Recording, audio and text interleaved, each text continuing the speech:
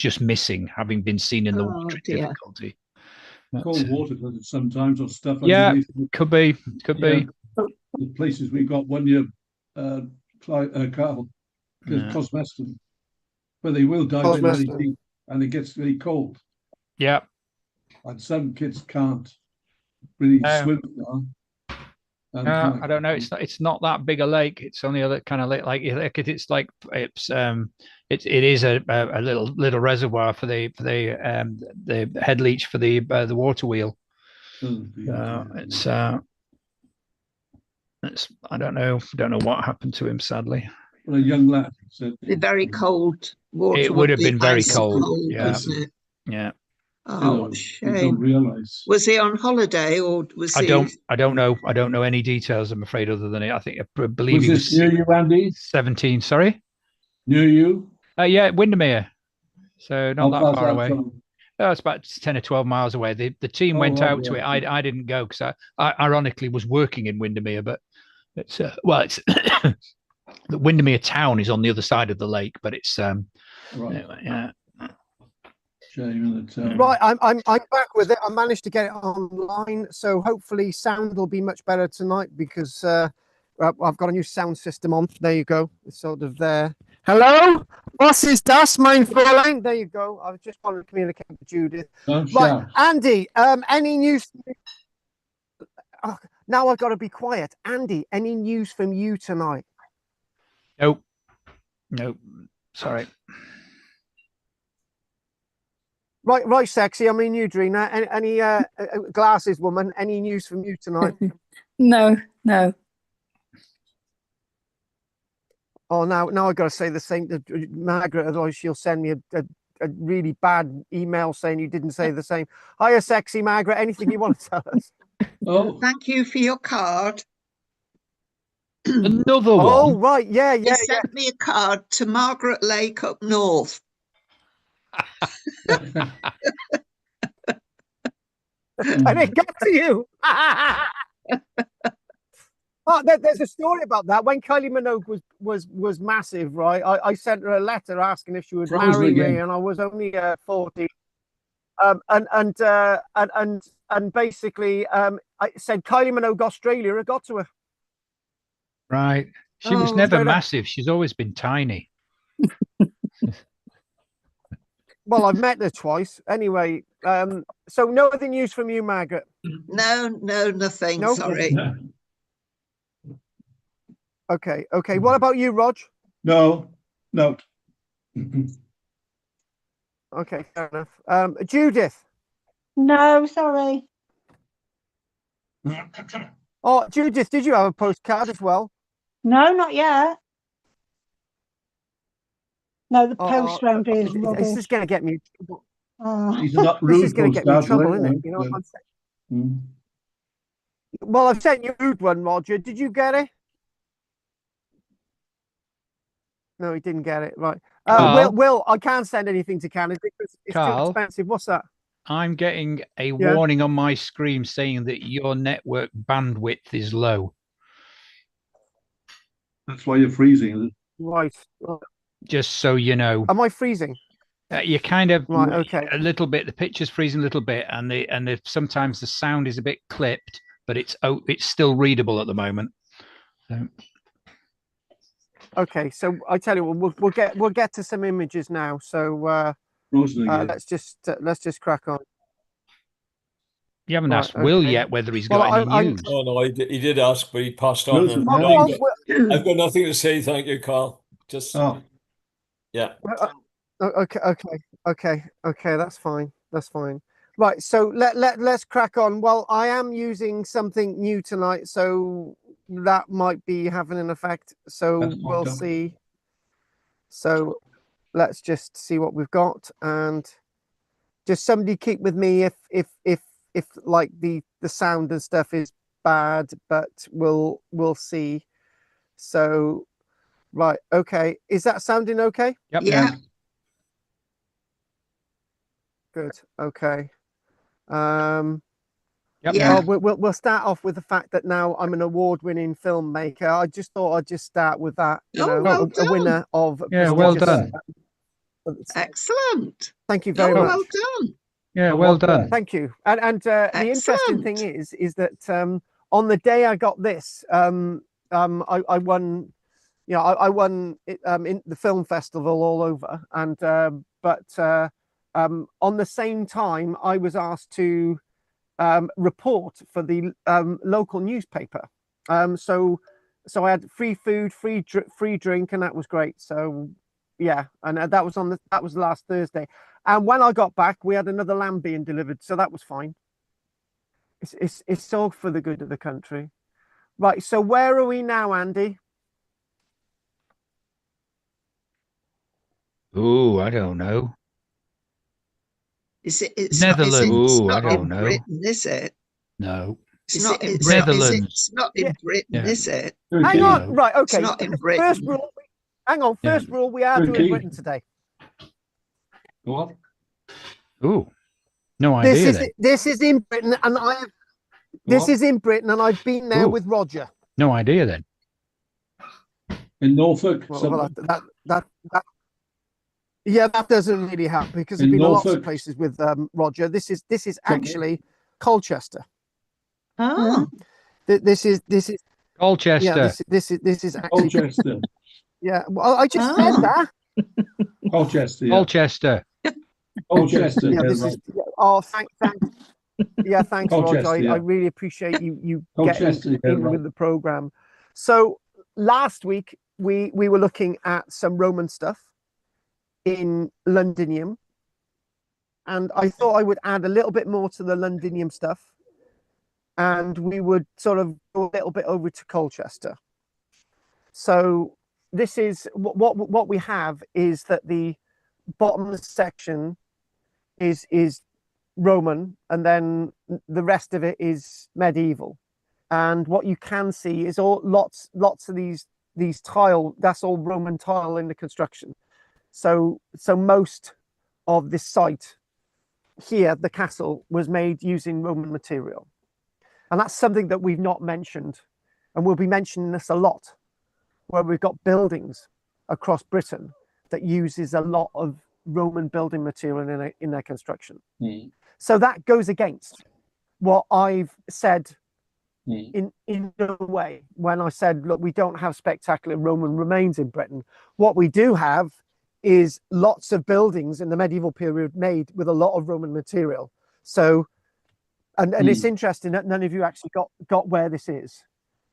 I'm on part 101 of my Roman Britain series, which I do every day, and we've so 101 sites in Britain where you've got stone Roman remains. So I'll probably go up to 150, and lots of, and that's not really touching lots of sites on Hadrian's Wall. So there's lots of really interesting upstanding Roman remains in Britain, and it's been an exciting thing to do. So what we're going to do, we're going to think just briefly about the Roman fort, which is in Londinium, and then that will then link us with Colchester and the early Roman fort remains in Colchester, and that'll give us a little bit of discussion thinking about Roman Colchester when we start looking at the Roman evidence to do with Boudica at Colchester, and the Roman evidence to do with Boudica at Colchester, I believe is some of the most fascinating Roman native archaeology, at least up until about AD 100, because it's actually real history. One thing that I looked at today was I was looking at historical accounts, and I just thought, I'm not going to do that. It makes me feel physically sick when I look at historical accounts of Roman Britain, and it reminds me that I love looking at what you can actually see, not what they say is there, which is sometimes not what's there. So we got this nice little illustration here. The uniforms themselves are more likely to just be from the period before AD 43, but some of the stuff might be auxiliary uniforms here. It's like the Roman military uniforms changed quite a lot over time. So whenever you see illustrations, either people get them right or they actually get them wrong. It's only in the archaeology that we actually get the truth. So yes, we looked at this last week, and the place that I'm really interested in is the fort. When you read about the fort, it's really, really interesting, because people say, you know, the fort itself is a response to change in London. And when I say the Roman fort in London is a response to change, its later years it's there to deal with problems, but it's not a massive military site. It's only a fort that had probably a garrison of about 500 men, as opposed to somewhere like Killeen, which probably had a garrison of 4,500 men, or somewhere like Lyndham Lincoln, which had the 9th Legion, which probably had again about 4,500 to 5,000 men. When we think about guarding Londinium, that's the nice thing today, guarding Londinium, the Roman fort and the archaeology beneath modern London. And it's just that little bit, it's that square bit. Cripplegate, Aldgate. I'm showing you a bit of wall today, and that's deliberate. I'm not showing you the gateways, the bits of the gateways that actually survived to do with the fort, because I'll do them again. Because if I could actually just develop a look at Roman Britain by just looking at Londinium. And I know that sounds really odd, but Roman Londinium, right, is to do with the fact that we see all the changes. So Roman Londinium basically takes us to AD 45, AD 47. It's associated with the river. It's associated with the bridge. It's associated with eventual wall building. It's associated with a fort. It's associated with roads, gateways, cemeteries, tablets like the Vindolanda tablets. So if I just looked at Roman Britain, looking at Londinium, I just wouldn't be too far off giving you an overall picture of what Roman civilization was like in Britain.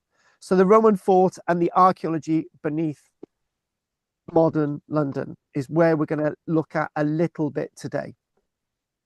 Now, and Andy knows London very well, and I'm sure lots of us know London very well.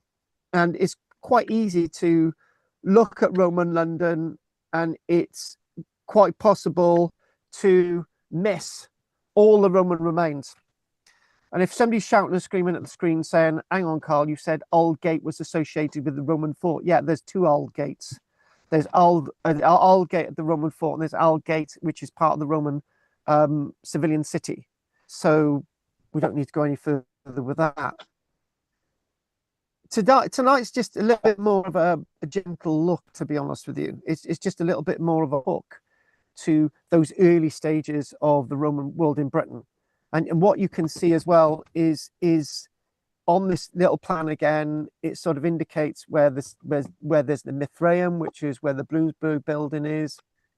We've got a really nice plan of the Forum. I've got a nice unusual sort of reconstructed drawing today of, you could definitely hear that. I got a really nice reconstructed building of the ruined Forum after Roman civilizations collapsed in Britain.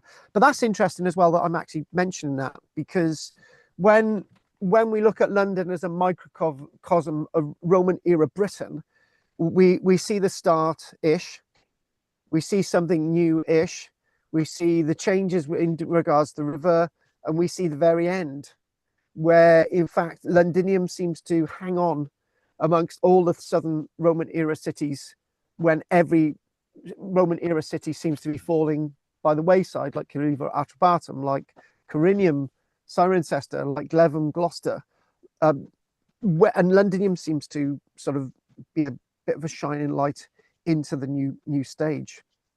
So beneath the glass towers and traffic of modern London, in a way lies this Roman Britain.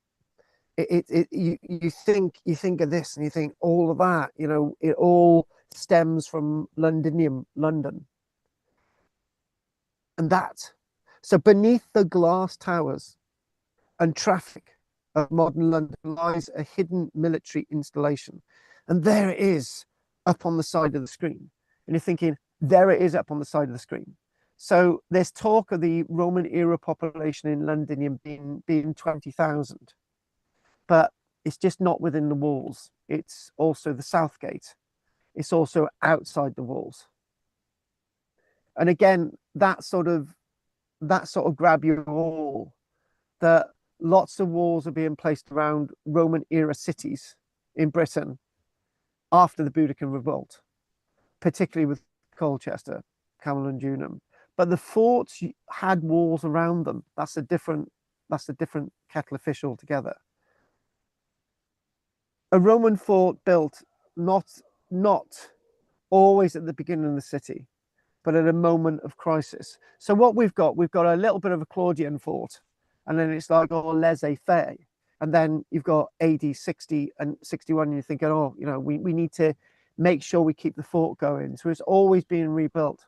And there's lots of parallels with that when we think, for example, of looking at Cardiff. And we think, for example, where Cardiff's being rebuilt over and over again. And again, that thing, Roman era Britain is in a way a Roman military installation. If they didn't need to have the military here, if I take a little guess in my head, if we didn't have all the Roman forts in Britain, if we didn't have the Gascoigne, the Antonine Wall, we didn't have Hadrian's Wall, we didn't have the Eastern Shore forts, if there was no real military threat in Britain, it's likely that 80% of all Roman remains in Britain would not exist, because it's likely that 80% of all stone stuff that we see in Roman era Britain is military. If it wasn't for that, we'd be left with 20%. Again, we would get the Thermae in Leicester, the great part of the bathhouse walls. We would get, for example, the Roman walls around Caerwent, but we wouldn't have Maryport and the bathhouse. We wouldn't have all the military inscriptions there. We wouldn't have Hard Knot. So it's down to the military presence in Britain and all of this. And one thing that I'm going to say it. So lots of, you see loads of maps. You see this all the time, right? So who's responsible for building or resurfacing earlier roads in Britain? It's the Roman military. And then when the Roman military moves away, the surfaces of the roads get really potholed and it really fall out of action. So it's the Roman military who is actually keeping the roads going. And the thing is, it's said, if we go down here, we've got Isca and we've got Venta, which is Caerwent. And that's a really interesting site, because it's likely that the people in Caerwent were basically told, right, you've got to maintain the road. And they said, can't be asked. We're not going to raise taxes to maintain the road, so we're not going to do it. So unless the military's in and around Caerwent in the AD 300s, they're not going to bother with roads, and that's actually a fact. Right? I don't know who it was. I think it was Margaret. She sent me a link saying Exeter University had done or re-engaged the idea of the Roman road network in Britain, which I get really frustrated with, because it's not a Roman road network in Britain. It's an earlier network in Britain that's been reinstated. It's bits of Roman military road that have fallen out of use. So let's look at facts. So this, why would you build a fort inside your own city, right? And if we again go back to this pan, right, it's needed, you know. When you think about it, the fort's already there, and then the city's built around it, and then you keep the fort there, you keep the fort going, right? That is the point. This is the essence of this. And when you look at the dynamisms and the idiosyncrasies of the military in Britain, right, and how it works and how the people work. When the military moves out, the civilians move in. That's always the case. Roger knows that at Culzean, Isca. The Roman military moves away by AD 115, 117, 118, 120, and you've got this massive Roman city, and it's used by civilians for the next 1,000 years. London's different because you've still got the fort within the sort of developing city itself. By the way, is this sounding good tonight? The sound? Yes. Thank you, Roger. You know, Roger, Yes. it's good to have your sort of voice, and now you can shut up. So, Londinium commercial hub. It's a fort there, and when you think about the fort seems to keep cropping up. So, we look at this as a microcosm. So forts are here to deal with problems, but that's not always the case. So when we think about, for example, in parts of central mid Wales, there's a place called Landred Nod Wells, and on Landred Nod Wells Common there are dozens of forts, and immediately you think, oh, the local people must have been really troublesome. Well, they built forts because they were practicing how to build forts. You can't build a fort when you're under attack, as we saw in Teutoburg Forest in AD 9 with Varus and Manius. So back to the archaeology of the City of London. Again, look at this, and you're thinking, right, okay, so we're thinking the debris, the archaeology, and we're thinking this is a cross-section. So as you look through the cross-section of London, you sort of get all this wooden stuff, and then you get Saxon stuff, and then you get medieval stuff, and then you get the stuff above.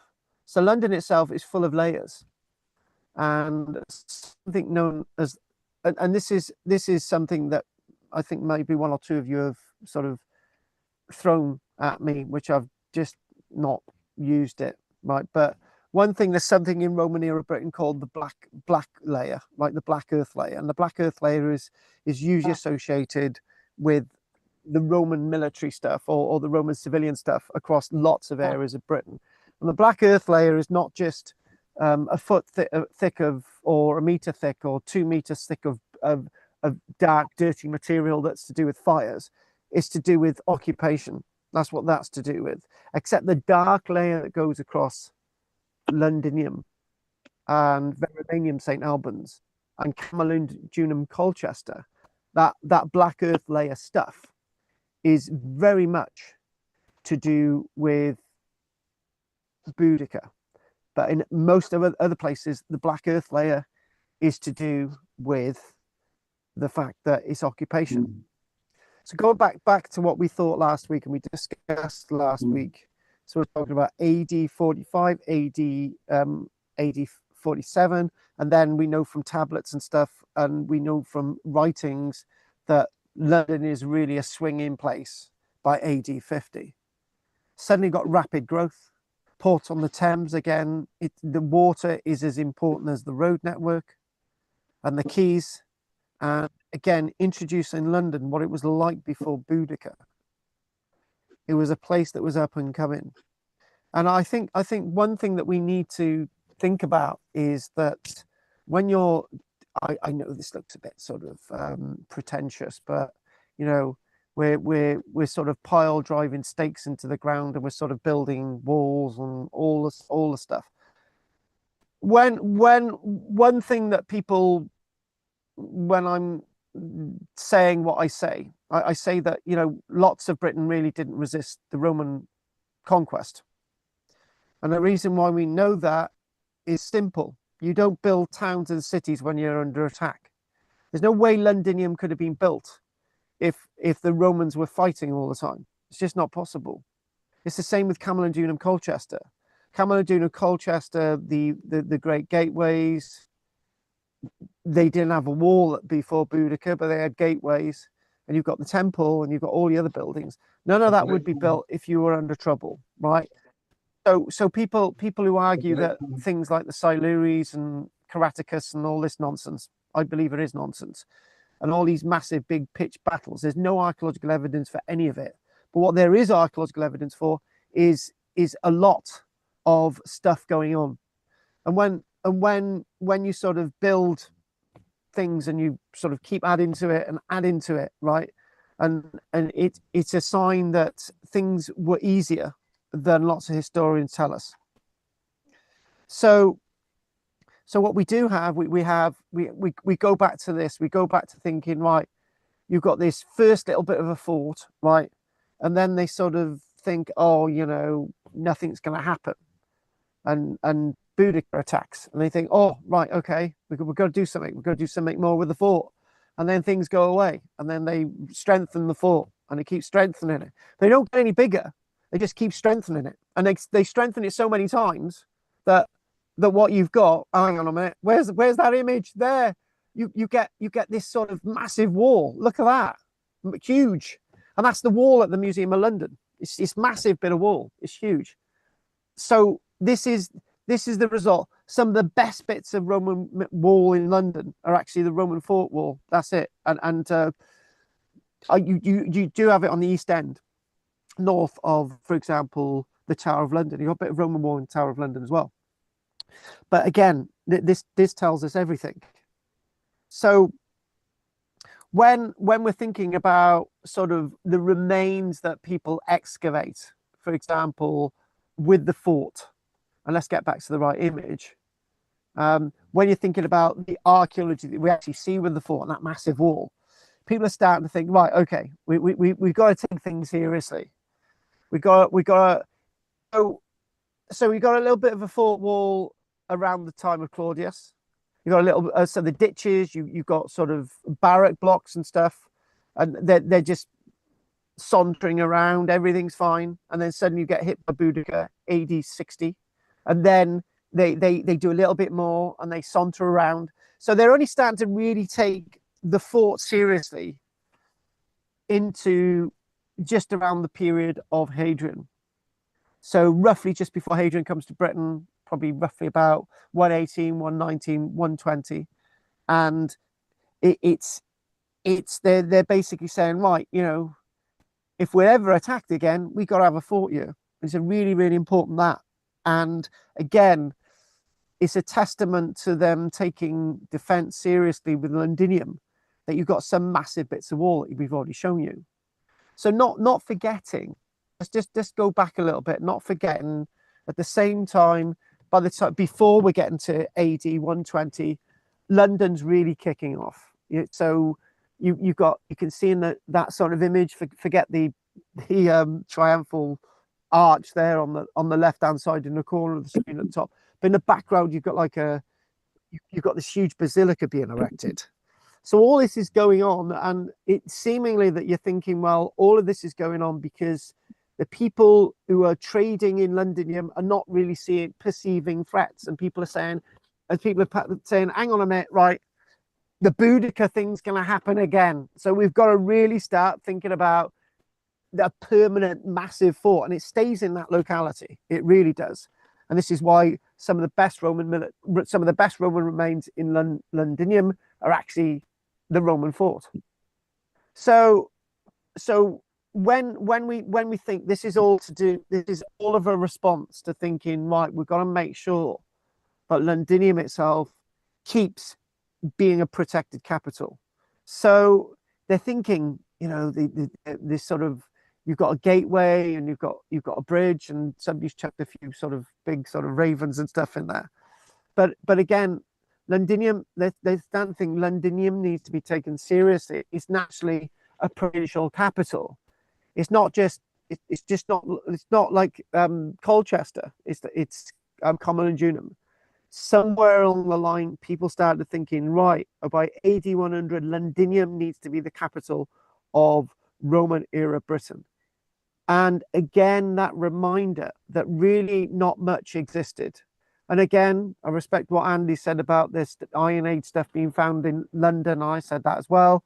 But as any sort of major settlement, nothing was in Londinium before AD 43. So when we get to this thing, they've got to do a lot of work to create London. Remember, when you've got gateways like this and walls, they've got to build it. They've got to build it up. They're building on mud, right? So this has to be built up, and we've got to think about how we see Londinium. What is Londinium about? So when you move away from, you know, Londinium, and you think, right, okay, everything's falling apart, and you've got this reconstruction drawing, and they're saying, you know, this is, you know, did Londinium look like this when by about AD 50? You'd like to think that, wouldn't you? But it didn't, because the person who drew this got one fact wrong, right? The fact is that most of the basilica was demolished by around the AD 330s, AD 340s, right? And we know that. So, and they demolished the basilica because it was the best building material to sort of strengthen the walls of the Roman city and actually add that material to the Roman military fort. So again, images, sort of idea, a sketch of that archaeology that is in the muds all the way south of all the way south of the Temple of Mithras and the Bloomsbury building in London itself. It was all boggy marshy. That's all been built up. So back to this fort. So this needs to sort of be real. So in other words, they started taking the defense of Londinium seriously. It's 60 years after AD 120 when the final fort is actually fully massive, huge walls.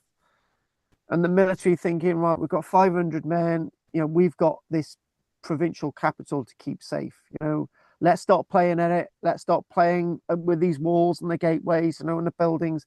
Let's really do something with this.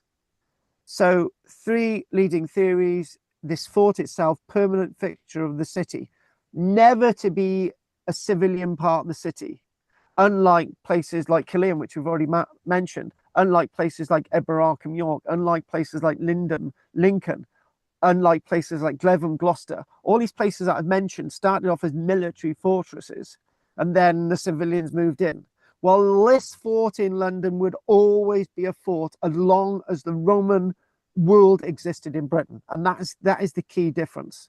Most Roman forts in Britain discontinued to be forts, right, and the civilians moved in, right.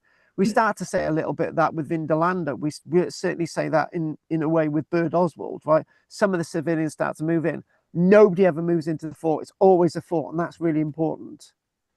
So administrative ship, possible link to provincial government reform. So we need the fort, and we also need the fort not to keep the city safe, is to keep the province safe. At least you've got 500 extremely well-disciplined, trained troops here in Londinium, and this is very similar when you look at it's very similar when you look at Roman Rome. When you look at the city of Rome, the Praetorian Guard is actually based at Rome itself. It's the Roman army that defends Rome and the 1 million people. This fort itself is to defend Londinium and to keep the idea of Rome going within Britain. When everything else is fallen, you've still got this military base, you've still got the city, and you've got everything going on. So this adds a sense of stability, and Hadrian's basically saying, right, we've got to keep this fort here. So the key line is the fort appears not fully as part of London's birth. It's there, but it becomes part of the idea of London after AD 120. They started taking defense seriously. When Rome begins to worry, this is why we've got forts. And as I said earlier on, so we've got Hadrian's Wall, we've got the Antonine, we've got north of that, the Gas Ridge, and we started to go into the area of Aberdeenshire, right, where we've got signal stations. We've got the massive fortress at Inchtettle, which we'll do another time. We've got all this military stuff. Places like Hard Knock, Maryport, we're thinking about Old Carlisle as well, a large fort there. All of these places are in reaction to the Romans reacting to worry.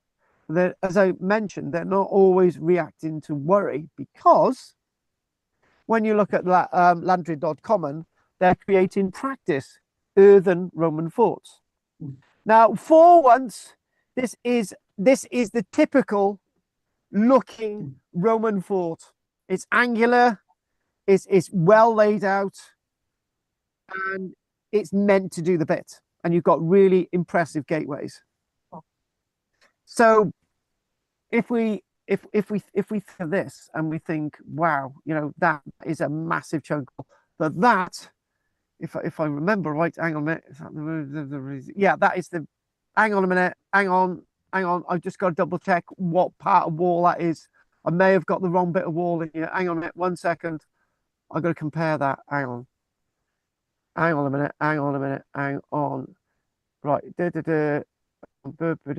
yes, that is, yeah, I nearly got that confused with another bit of Roman wall. That is the one at the Museum of London. Sorry, I double checked that.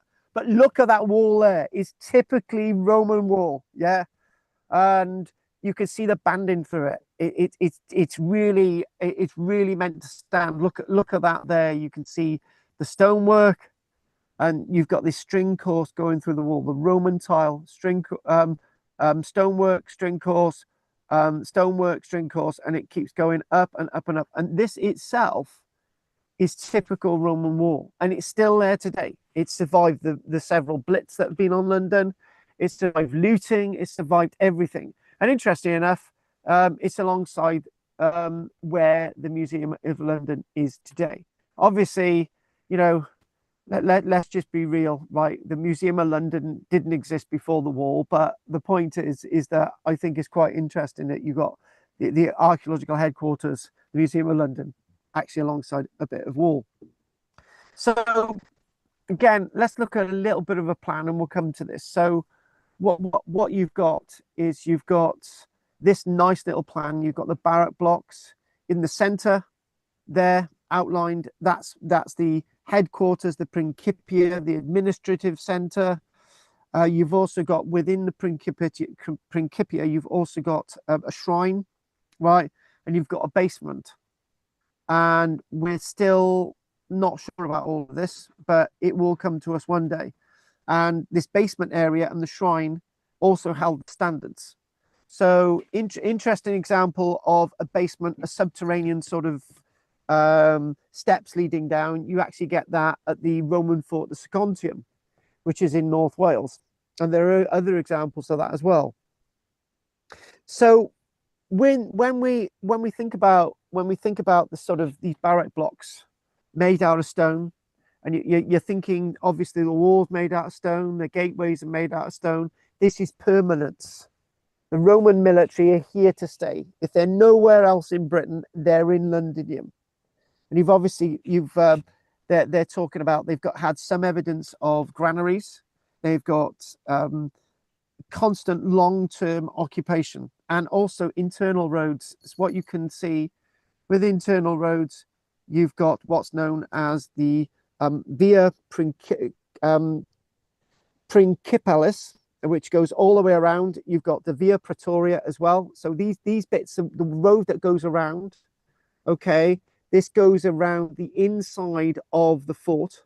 And you've obviously got the crossroad, these lines as well, that actually dissect the fort itself for communication between the four gateways.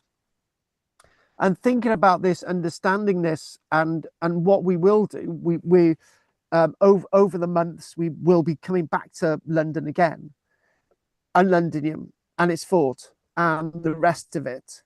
So dating this, whilst they're excavating the fort, pottery, animal bones, military equipment, building material, and we know who's being garrisoned here over different periods of time because of building material stamped with the units that were associated with being based here. So we don't actually need written evidence. We can actually look at the tile stamps and understand who was actually based at this locality. So when we think this is not temporary. It's a permanent garrison.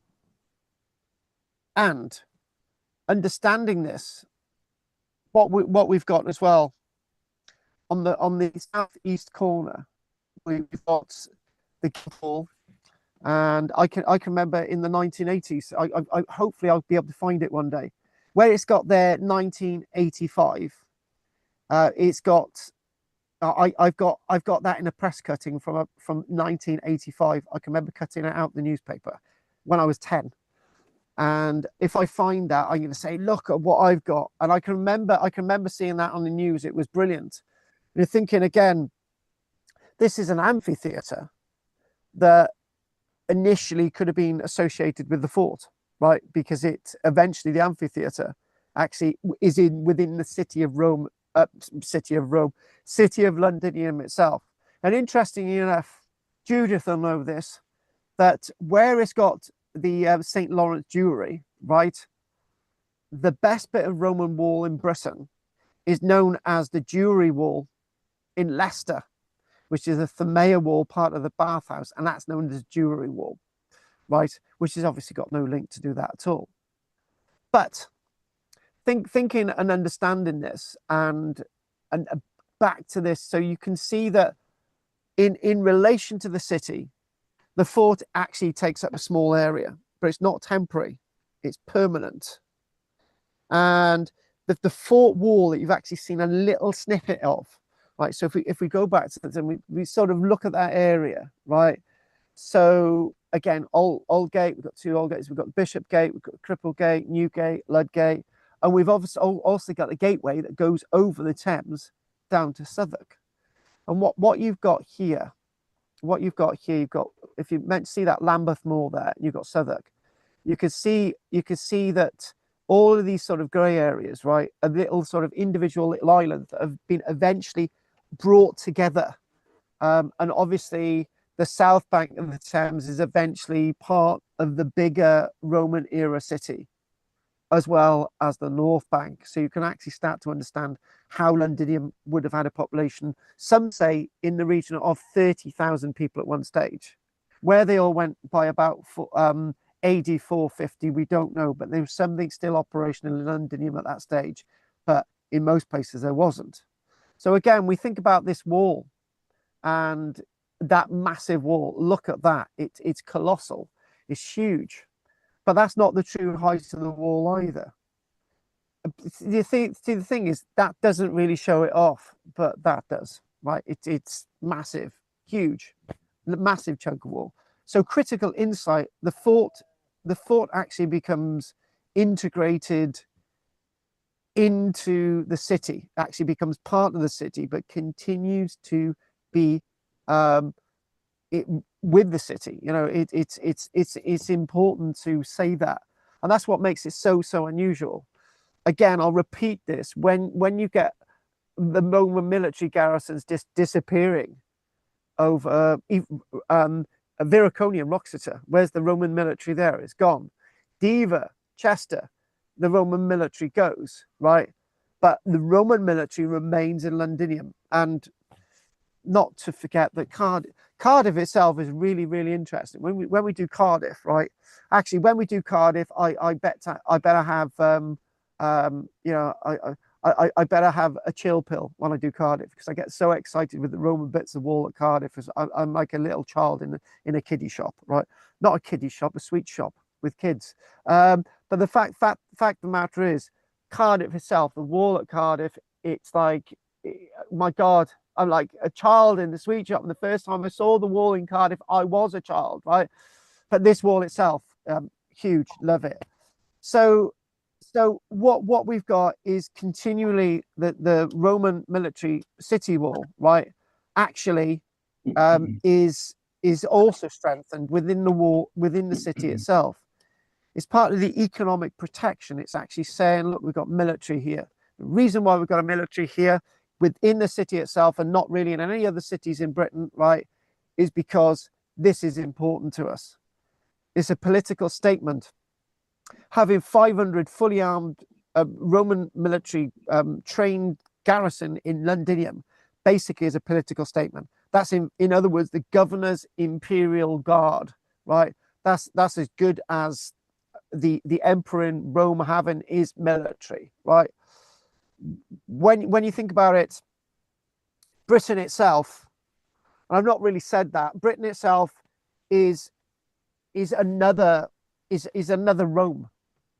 It's a completely different Rome. There's sea between Britain and Europe.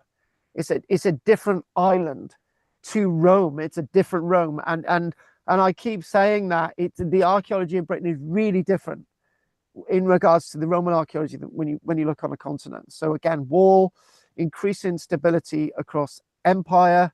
Start again. Instability, increasing instability, increasing instability across the empire. You need this fort, right? Economic protection, you need this fort. Political statement of strength, you need this fort. And interesting enough, Roger will tell you as well. He will tell you when we went to Holyhead, and it's the first time I ever bought somebody a meal in front of everybody. Pete had a plate of chips, didn't he, Rog, and some fish. I bought him that. Don't ask why. We had actually just been to the Roman fort at Holyhead, and the Roman fort at Holyhead, the three or four of its walls are still standing. And you're thinking, why is this here? Because different things are happening in different ways across Roman era Britain. So when I haven't exactly said, let's just, I've got a few things on what I should be doing before we finish today. So that's okay. So that's another bit of the wall alongside the Museum of London as well. That's a bit more of the wall. It's not just a little bit that I've actually just shown you. So I just got to do that.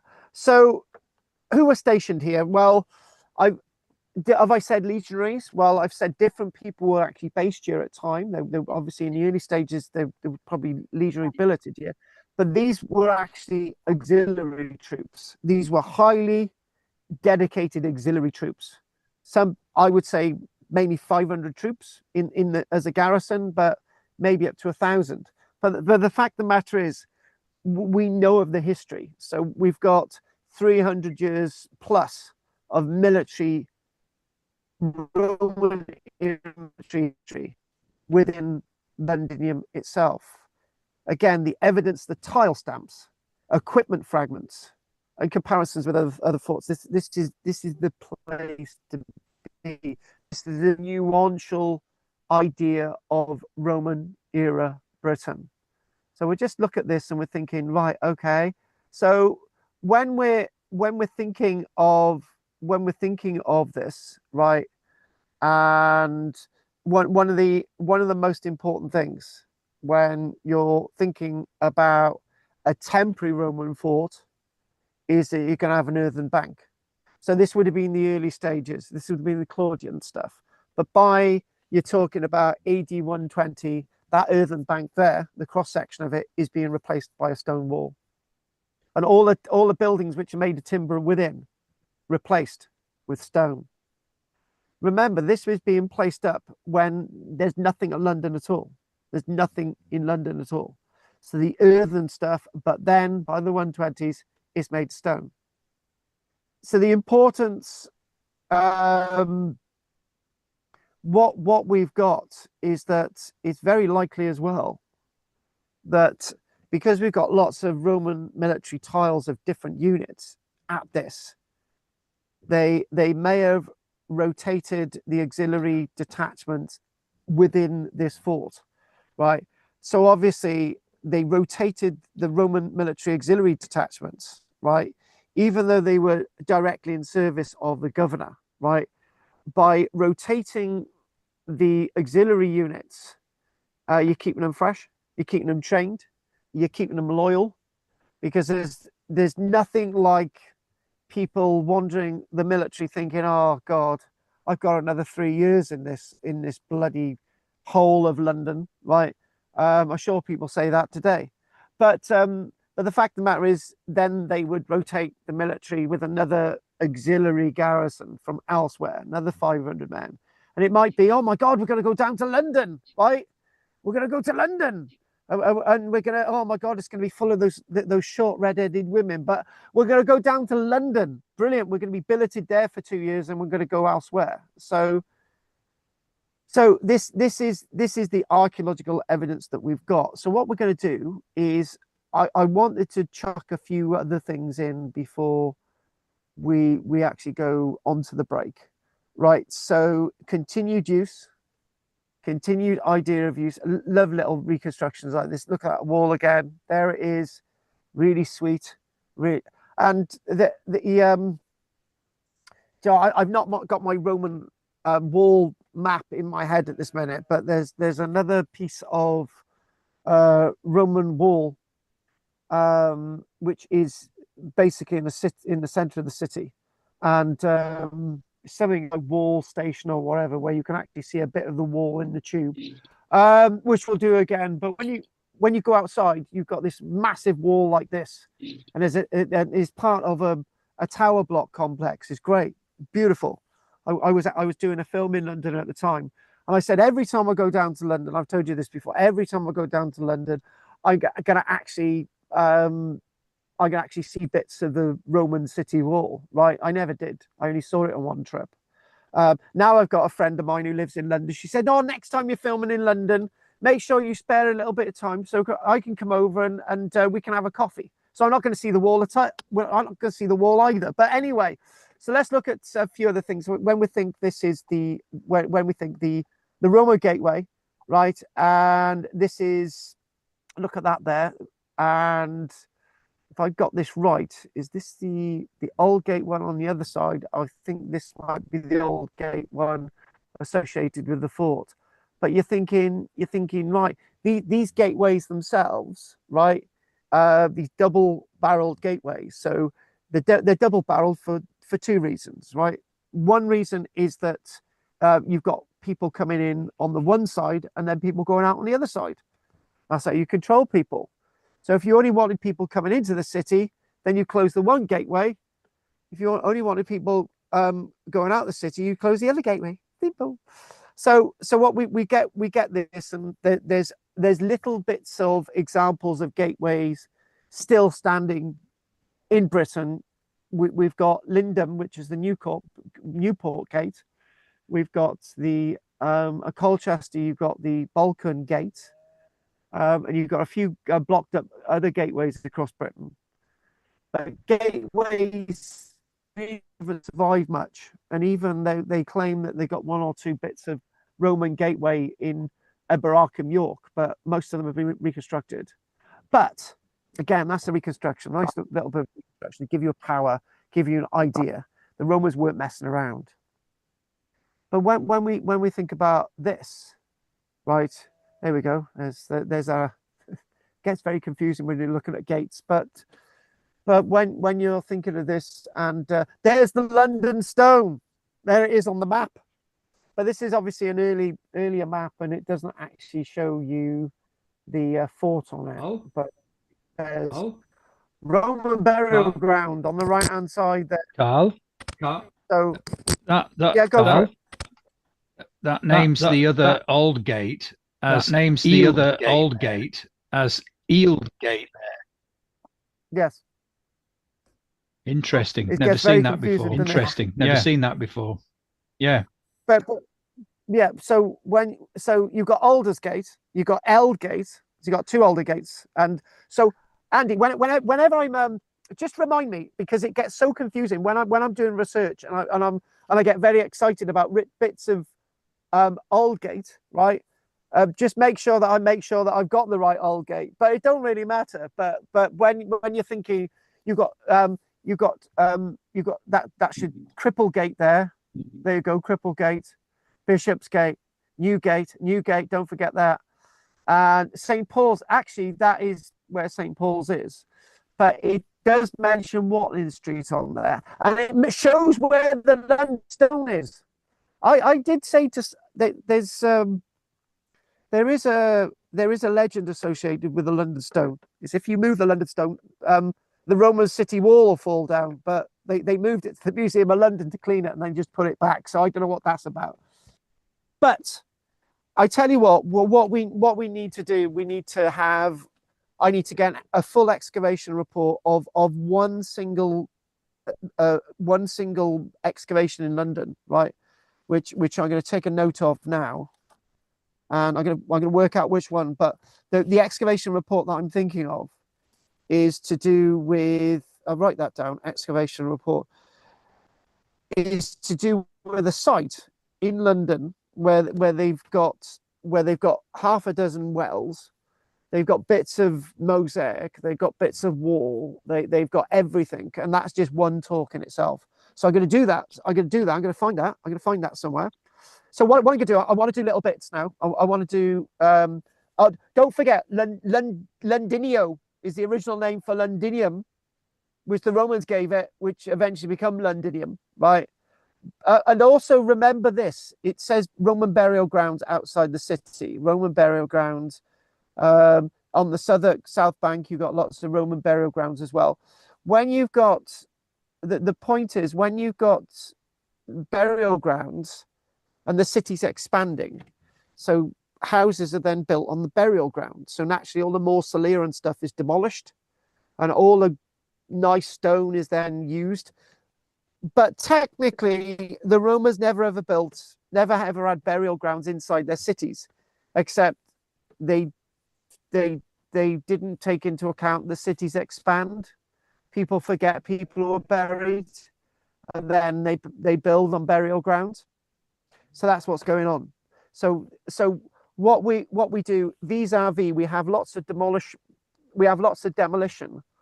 of Roman cities, right, in the Roman period, and Roman material. And lots of the Roman material that we do see is actually from burial grounds, like inscribed stones and stuff. Yeah. So thinking of this, and we've got, again, don't forget the Walbrook going through the centre. We did have a little look at this last week.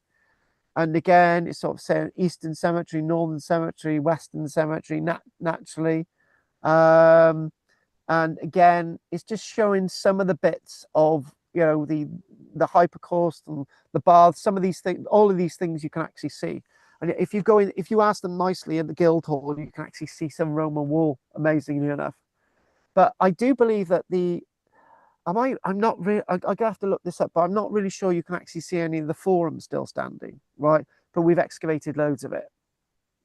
So again, thinking about that, you're thinking about, there you go, a bit of wall, a bit of bastion there, a bit of the Roman bastion stuff. And the other thing I would say, and this is, I don't think this is common, but what you usually find is walls built, then the bastions. We particularly get that at Caerwent. So I'm hopefully this year or next year I'm going to be publishing the Caerwent report, which will be great, because I've got I'll have to do a talk on the Caerwent report. But Caerwent reminds me, because the wall was built there first in the AD 300s. There was no wall around the Roman city of Caerwent until the AD 300s, right? And then they built the bastions just before AD 350, right? And my excavation in Caerwent, right? We on the one day of the excavation, we found a Roman coin. It was from the Emperor Trajan, right? And so I took it to the excavation the next time we were there, right? And I've never washed that coin, because on the way back, the car tipped over on the motorway, spilling the artifacts all over the motorway, all over the M4.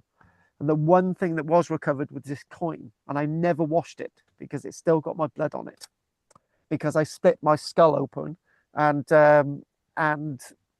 my cranium was scarred as it went. Yeah, that's another story. So I'll tell you about the Caerwent excavation again. So this would be good to come and have a little look at, again, more of the bastions, more of the walls, looking at this. And one of the good things with London, and again, what I'm going to do is get little exposés of little bits of Roman London, where there's loads of basements, right? Billingsgate's another example, right? And you've got this, and where they've excavated, again, it's associated with the area of the Museum of London. But where you've got Bloomsburg, the Bloomsburg excavation, what they've got is the artifacts down underneath the. It's great. So I've got so much to bring you about Roman London. We'll be going back to this again, right? But what I feel is great. Two things. Conservation with archaeology is key, right? And displaying finds where stuff was found is key, right? Leaving the archaeology where it is key. One of the things that I found with my journey online going around Britain is that there are several archaeological sites in Britain that have been moved, and I'm thinking that why didn't they just leave them there? I get really frustrated with that, and it takes away the meaning and provenance of lots of these sites. But what they've decided in London is where they find stuff, they leave them there, and they display them. There's a bit of wall in London as well that is actually that is aqua propped up in the location. So what they've got, the wall was about to collapse, so they took all the stuff behind it and they put all these aqua props along the wall, so you can actually see all the fabric of the wall. Loads of stuff to show you in Londonium, right? We'll go to this again, not today. He said, I tell you what, right? Look at that. It's just so wow. You know, and maybe if I ever win the lottery, this is a promise, right? I'll chuck you all in a minibus and we'll go to Londonium and we'll just look at a wall. And the people who don't want to do walls, me and Andy will be left there with a couple of cans of Coca-Cola looking at the walls of the Roman stuff, particularly at Eberarkham, York, loving it. Right, that's a promise. Right, so before we go, this when we see this, and this is actually not anything to do with the Roman city wall. This is nothing to do with the military site, right? This is actually part of the Roman Basilica of London, right? Part of the Roman Basilica wall. And this is what they've done. You can see what they've done. They wanted to see what was there, so they've cut through this thick concrete, right? They've gone through all these other layers, and they thought, right, on opportunity. So unfortunately, something like this can't be displayed simply because it's 2 meters deep, and it's probably going to be filled with water. And it was just an exploratory trench to find the Basilica wall, and that's the Basilica wall. And we now know that the Basilica wall was demolished. Right? How do we know that? Well, basically, if you look at that wall, you can see that there's lots of fill, lots of this fill here, and what this indicates is that the fill itself is in a void. And if the fill has got Roman material, it means that the wall itself had been demolished in the Roman period. And if you can work out, if you've got a coin in that fill, let's just make it up now. Let's just say, right, you've got a coin which is mint condition. It's dated 336 AD 336 to the Emperor Constantine the Great, right? And it's a brand new coin, right? And it's actually in the fill. You could probably estimate that they demolished that part of the basilica within about the late 330s, right? So you've got the terminus post-quem date. The earliest possible date is you've got the date of the coin, right? Which is 338, right? And then what then you think, well, that's been buried, right? And you've got a terminus antiquem, which is the latest possible date they could have done it, which is probably about the AD 340s. And actually, I know I've just made that up, but I'm probably right. I don't know if it's you. Hang on, one second. I don't know if it's you, but I could just get an excavation report. I could just spend an hour on that. Go on, Will. Do you notice on the left-hand side of that photograph? Do you notice on the left-hand side of that photograph? Yes. The black, yes. There's a head. There's a head. A head. A head. What there? Yes. Oh, Yes. yeah. Well, Oh, yeah. that looks like a head. I tell you what, right? What I'm going to do, Will, you're going to do the research on this. You're gonna either this is actually from. I'm going to tell you what news report this is from. This, if you type in, Will, this is your homework. Roman basilica discovered beneath London office block. You know this image, right? Check the press release to see if that is actually anything, and you come to that again, right? But nice spot. Is that a head? I'd love to think it's a head. It really does look like a head. It does. But you can. One thing you can see, right, is you've got what you've got on the one side. You've got the fill of the demolition of this wall, but strange enough, you've got this dark layer as well. That I need to look at the report. I need to study that, but that looks like it's been backfilled later on, and that. So what they've done, they've dug that out in the ground. They chucked a load of stuff in the ground. That's not when this was demolished, but it stained it as well. So you've got two bits of archaeology there anyway, and maybe Will's head, but it's not your head, Will. Don't lose your head, right? So again, what we've got here. Again, looking at this, we've got a reconstruction of the basilica, and that big building behind was demolished. Well, we know it was, and it was demolished because they didn't need it. And why would they not need a basilica, right? Why would they not need a building like that? One, maintenance. Two, that it's good building material. Three, that it's likely that Londinium didn't have as big a population as lots of historians say. So maybe the population of London was like, maybe at one stage it was 20,000 and maybe went to 30,000. And then by about the 340s, 350s, the population started to collapse. So they didn't need this big building at all. And Roger knows what we can see is that what we do have is that, for example, the archaeological excavations at Caerwent, where they've got a similar thing. They start the basilica, they only started using bits of it and started demolishing it. So the point is that I think the point is I need to make is that people built like the Joneses in Roman era Britain. We've got to have a forum with a colonnade around it, and we've got to have the big building at the back. Everyone's got to have it, right? And then somebody's looking 50 years later and saying, well, what have we got this building for? Why is it there? And actually, haven't we come across this with the Millennium Dome? Even though the Millennium Dome is used now, they thought, right, we spend millions of pounds on the Millennium Dome, and we only use it for a year, and we can demolish it, right? The Romans were in another situation. We're going to build these things, and hopefully, we're going to use them. And sometimes they didn't. And I've given you other examples like that, where you've got Roman villas, where they're just not using them, right? They're not using the hypercore system, not firing them up. So look at that bit of wall there that's obviously survived.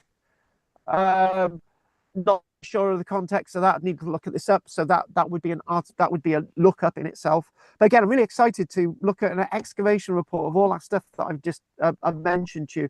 And after the break, we're gonna have a little look, right? Probably not as long, right, at for example, Camel and Junum, right? But one thing I want to do quickly is go back to this, and I wanted to say, obviously, what we've got is by about the mid 300s, right? Even though there's a military garrison here, it's starting to get smaller, starting to get a bit smaller, and what we've got by about the 400s. Across most of Britain and into the 400s, they abandon the fort before they abandon the city, right? So for the first time, sometime in the 400s, the city is without its fort, and it's very likely that the population was reduced into the few thousands. So again, what survives today? If just randomly now, we've got this. We've obviously got that. We've seen that spectacular bit of wall there, right? So that's to do with the fort. Sections beneath streets and buildings to do with the fort. When we think about the town, we've got Billingsgate. We think of the Bloomsburg building. We've got Tower Hill. We've got underneath the Guildhall. We've got loads of stuff. There's lots of museum collections, artifacts from excavations, and again, tantalizingly look. Yeah, we will do this, and maybe give it some time. So the Roman fort of Londinium is not lost. It survives in fragments, embedded in the fabric of the modern city, a ghost garrison beneath London. And that's really interesting. That's a really interesting, powerful thing. I got it in my head. There's a bit of car park in London. There's about 3 or 4 underground car parks in London that have bits of Roman building in them, right? One's got a bathhouse. One has actually got a bit of wall, right? And it's like, if I can describe it, you've got like this private car park, and you've got a bit of wall, and there's like a bit of perspex all the way along the wall with like a perspex door, right? And you can actually get the key to go through this perspex door to actually see the Roman stuff in this car park in London. I kid you not, it's great. So London was not just a place of trade and wealth, it was watched, controlled, and when necessary, defended from within, not from without. They weren't bringing a garrison in, they were defending it. And this is a bit of that wall of defense. So folks, we're going to take a break. I've got to have something to eat. I've got to gesticulate and call Roger a load of names. So if this has sounded pretty good tonight, right, with just the images, right, it might be that it's the pixelation when my image comes up on the screen, right? So what we're going to do, we know we might get an idea what the problem is as we found out what the problem is with Andy. Roger, how has my voice been tonight? Fine, no complaints, nice and clear. And good images. That fascinates me with all this stone building. There was an awful lot of work quarrying and dressing these stones blocks to build all this stuff. So a lot of the remnant bits, when they're chipping off to form the blocks, are used as infill in the walls, usually, probably. But I thought, well, how did they do all this? Must be an army of people just quarrying and dressing stone. I think what we've got to say is this, that when you've quarried a block of stone, you can use it for generations, right? So it's like when we think about Richborough, we think about this sort of huge triumphal arch, and then they demolished it to help build lots more of the walls. So when you think about nothing was wasted, so when you think about Londinium, the fort remains, but other than that, everything's fair game. So the amphitheatre at one stage is going to be demolished because that's within the city; it's in the way. Guildhall, you've got the likes of all the bathhouses and stuff. All of these at one stage are going to be demolished and used for rebuilding. Remember, stone is not the readily available material in Londinium. Clay is, right? Mud, wood, but stone isn't. So any chunk of stone is going to be very valuable. Whereas when in South Wales, you've got there's loads of stone, right? So, but even Roger, this is an interesting point, right? Even though there's a lot of stone in Cardiff, the building of Cardiff's fort used material from the Vale of Glamorgan, right? So the Romans could be choosy, Roger, right? They could have used the red Bradder sandstone. So in the late 1870s, you've got William Burgess under the Marquis of Bute saying, right, we're going to excavate the old fort wall, right? We're going to sort of expose the Roman fort wall and the gateways. And what we're going to do, we're going to then use red Bradder sandstone to outline the Roman fort wall. And then we're going to bring other material in to build the rest of the walls, which was the right thing to do, Roger, because for me, if they had have tried to rebuild Cardiff Castle fort like they did with Caerphilly, right, it would take away my connection with the actual Roman archaeology. It would be difficult to work out what it was, right? So the difference is in the Vale of Glamorgan with Cardiff, you can The Romans didn't want to use red as sandstone, like William Burgess did in the 1870s, 1880s, sort of to outline the Roman wall, right? They wanted to use the quality material, which was the blue lias limestone in the Vale of Glamorgan. So this is exactly what they did. So, but with London, you don't have that luxury. And if there's a basilica over there, you're going to demolish it. Yes. No, interesting. Thank you, Rog. My God, me and Roger have had a sensible conversation. By the way, Roger, which is your changing cubicle from the changing cubicles on the wall behind you? Number 4 left. Okay, fair enough. I shouldn't ask stupid questions. Right, Drina. We have a lovely time in there, Jill and I, and it's comfortable. Yeah, and, that's right, Roger. I do this, not you. I don't. Let's say very friendly. Oh, right, Roger. Right, okay, Roger. I'm going to say it, right. There's a certain woman that I used to be with. Everywhere that we used to go, we used to carve something on the tree. We're going to leave it there, right? Right. Okay, let's crack on. Margaret. I'm thinking that the Thames would have been pretty clean back in Roman times, wouldn't it? No. Wouldn't have been polluted at all. No, because mind my French, all the crap would have gone in the river.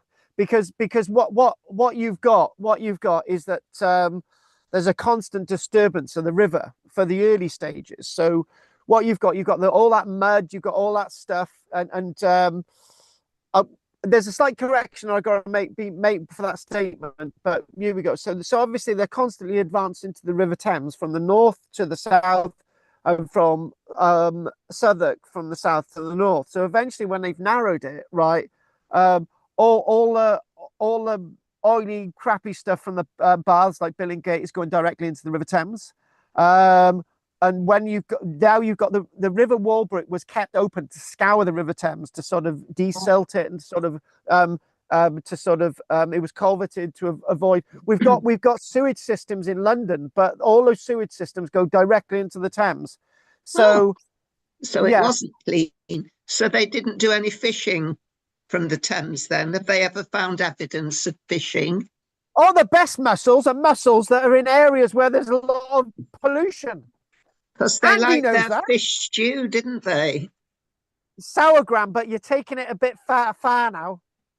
You could take it outside the city limits further up. Did they have an abattoir? Did they have abattoirs back then? I've actually archaeologically excavated an abattoir, right? Because when I was working on a model farm at Boverton in the Vale of Glamorgan, one of my my biggest excavation sites. I remember working in an abattoir, and interesting enough, all stuffed in all the little bits of holes, there was loads of pig bones and stuff. They didn't exactly clean these things out, but that wasn't a Roman abattoir. That was a more modern abattoir, right? And when you think about it, that's a really interesting question. Did they have an abattoir? And obviously the answer is they must have had an abattoir, because even if it's got a population of 10,000 people, they're going to need to be fed, and that meat needs to be, They never show them on any Roman maps, do they? Do you know what, right?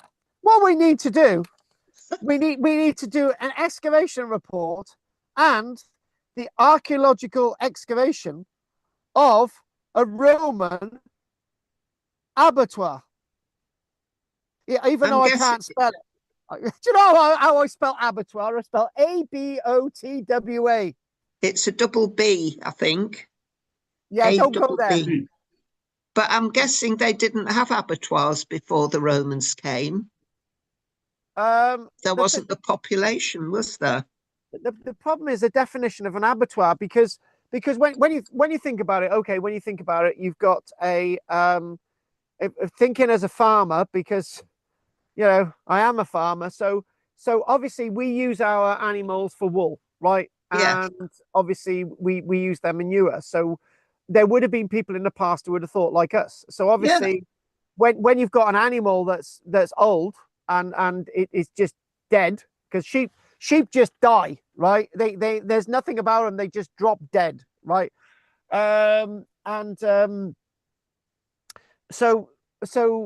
you're gonna use that animal, but that doesn't need to go to an abattoir. Well, it does today technically, but that doesn't need to go. That wouldn't need to go to an abattoir in the past. So it's the same with the chicken, right? So if you've got a chicken that's constantly laying, this is the old adage: a chicken is more valuable for its eggs that it lays rather than, because obviously when you've eaten a chicken, you get no more eggs, right? So it's all about animal husbandry and animal management, right? And it also goes back to that thing. If you've got an elderly animal and it's just on its last days and you've got a festival, then you slaughter it, and or the animal's just dropped dead. So this is what gets me, Margaret. This is really what gets me, right? You know when we go to Wet Wang Slack up in Yorkshire, we got those chariot burials and horses buried, right? It really gets me when archaeologists turn around and say, actually, when the person died, they obviously slaughtered an animal, which was part of the chariot or whatever, to be buried with the person. And I'm thinking, why would you do that, right? What are you trying to prove? Surely you're going to use you're going to slaughter the most oldest animal, right? Or you're going to just use an animal that's just dropped dead. But obviously dead animals are really heavy, but back then they would have been small animals. So all this thing about slaughtering and animals and all the rest of it, it has to go into the level of balance. And you've got to think about, if there's a shortage of animals, then meat's off the menu, because those animals are going to be needed to bring on the next generation. But there is as we know, there's a surplus. There's one type of surplus of animal, the male, right? So you only need one cockerel, right? And actually, if you just want eggs being laid, you don't need a cockerel, right? But then again, you need to have a cockerel to obviously have some eggs that are sterile, so you can have little chicks, right? But with a flock of here's another thing, right? By the way, guys, we've forgotten the rest of you are there, right? So when we get 2 years ago, when we had our first no, this was my second batch of lambs, right? We had all the males castrated, right? And I'm actually regretting that now, but because we were put under pressure, and I wasn't that experienced 2 years ago. So I thought I was, because I'd already done lamb in the year before, but now I am. None of the animals that we've got are going to be castrated now. None of them, right? So we've got 3 males and 1 girl, right? But there's other things that you can do with males, right? But back then, there's very little that you can do with a male, right? So obviously you're gonna keep 1 male, right, and you're gonna slaughter the rest. However, if you've got a male that's firing blanks, you've cut your own throat. Right? So you can't always get rid of all your males, right? Because males are quite valuable as well. But that's the stock that you're going to get rid of. You're going to get rid of your males. Actually, this is one last thing I wanted to say, Margaret, right? With our rare pedigree Borroway sheep, and I got to call them pedigree, right? I got to call them pedigree Borroway sheep because we're breeders, right? And we've got there's only 1 in 10 of our Borroways that has you only get 1 in 10 male, right? So when we get a male, they are incredibly bloody rare. In fact, there's only 15 breeding males on the planet, and we've got 1 of them, right? So when we had our first lamb, which was like 4 years ago now, it was a male, but because it was premature, we lost it, and I was absolutely gutted. Yeah. And people thought like that in the past as well. So yeah. I'm just thinking the Romans used a lot of leather, didn't they? So in their military uniforms and belts, etc. So there must have been an awful lot of cattle slaughtered. But are they waiting for the cattle to die? It's all I don't know. because cattle dying is going to have a tougher hide. It's going to be a tougher hide. It's like a sheep, an older sheep. It's more tougher, right? So that's going to be obviously better leather, right? But there's one thing. Did you know this, Margaret? Right? I think everyone's left this, by the way, Margaret. It's just you and me. So, did you know this fact, right? To tan and hone leather, right? You need to use the consistency of a brain, right? So all those oils and stuff from the brain need to go into tanning the leather, right? One brain for each leather, right? So and I learned this because could you imagine, right? I'm going to St. Fagans this one day, and I got my children with me. At that stage, I got my 3 children and my daughter in a pram, right? And so we go to St. Fagans, right? We go into one of the buildings, and the woman says, "Hey, children, let me show you how we produce leather," right? So she had this little white ball, right, which was a brain. Ooh. She put it in a pestle and mortar, right? And she had a little skin, right? And she started using this oil on the skin, right? And I didn't know that it was actually a little brain. It was a rat, right? She was making a rat's skin hide into leather. Wow, who knew? So in other words, just one gory thing before we go on, right? When you know, we've got to mention Lloyd George every lecture, but we've got to mention the Second World War once, right? When Heinrich Himmler and one of his scientists come up with the idea that what we've got to make lampshades out of human skin. Right? Let's just talk about this. They weren't really good lampshades because they didn't use any of the oils from the brain. Ah. Well, we've learned something today, haven't we? Well, I have. If you ever want to be a mass murderer to make a coat out of somebody's skin, right? You need to use their brain. Don't throw the brain away. Right. On that note, Trina, anything you want to say? The town appeared to have marshland around it. Was that a good place to build? No, London was completely terrible to build a city, but they built it there because it was a sort of, they could make it into a choke point. They built it there because initially it was a fording point, right? Yeah. So that fording point could be used to bring in materials, and therefore then they slowly narrowed it to make it much deeper, right? Whilst they're narrowing it, they're building up the material behind wharves. So basically, the wharves start over there, and they build a polder this side, right? And they fill it with crap, and they keep moving. So actually, having buildings that they're demolishing in London is actually the hardcore for the Thames Bank. Right. And also, one final thing. Do you know these mudlarkers, right? And I can remember there was a mudlark series years ago. I used to watch it, and they used to basically say that you know, because of the way Roman London's built up, if any of the key breaks away or any of the wooden key dissolves, all the material built comes out. It just spews out, right? And then the other weird thing is, well, because of the currents in the River Thames, this is a fact. All the little copper nails build up in one place. All the silver coins build up in another place. All the leather shoes go in another place.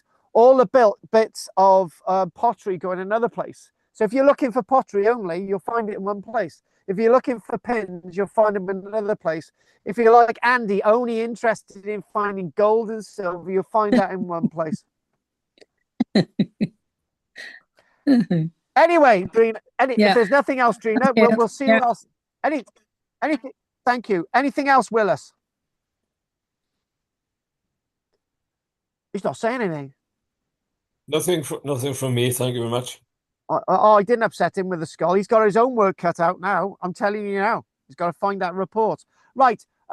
Look for that image, and then you'll get the report. There's not been many excavations associated with the basilica, right? So not the 1985 one. It's a more recent one than that. in the 2000s. I think it's about 5 years ago. So that's for you, Will. Right, Judith, anything you want to say? No, nothing from me, thank you. I did go to the Museum of London once, but it was a very long time ago. And I bet you had a bloke with you or one of your children, and they ruined it. Yeah, I know what it's like. No, I was with my sister-in-law, and she was a teenager. Oh, right. I bet you she was only interested in the men. No, not really. She was. Drina is. It was a very long time ago. Okay, right. Okay. So the only last one we've got is Andy. Yeah, I think it should be remembered also that it built up the town of London built up there because it was a fording point, because that was the lowest point nearer the mouth to be able to cross it, and the narrowest point. But that also made it a good shipping point, because anything west of there, you're going into deeper water. So, and you can still walk across the Thames at London on low tide now. It's off. You can. They do it. Wow. But they did it on. I think they might have even done it on one of the earlier time teams. It's a fording point which may well be Roman as well, or Roman period-ish.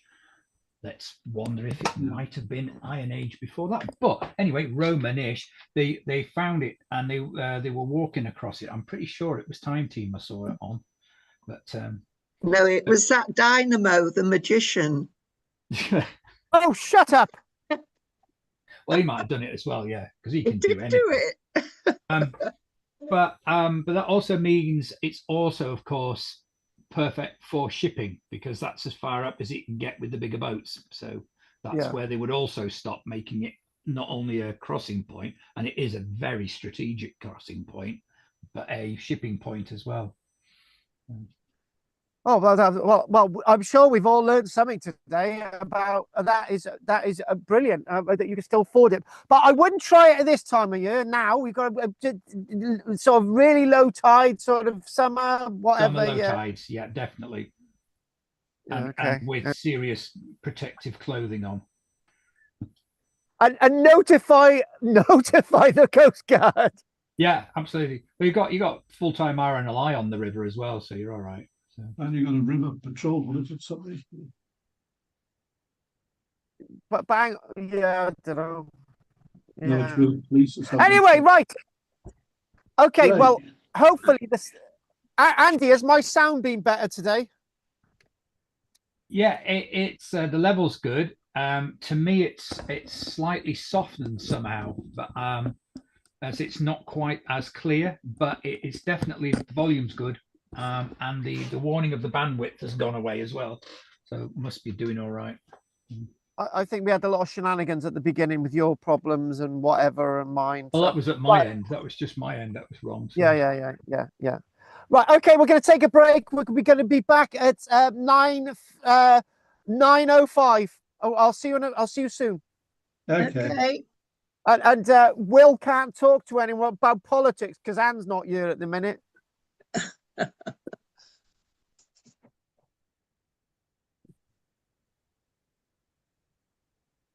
Yeah.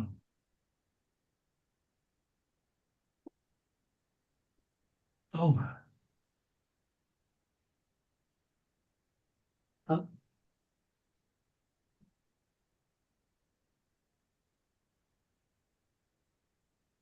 Oh. Goodness.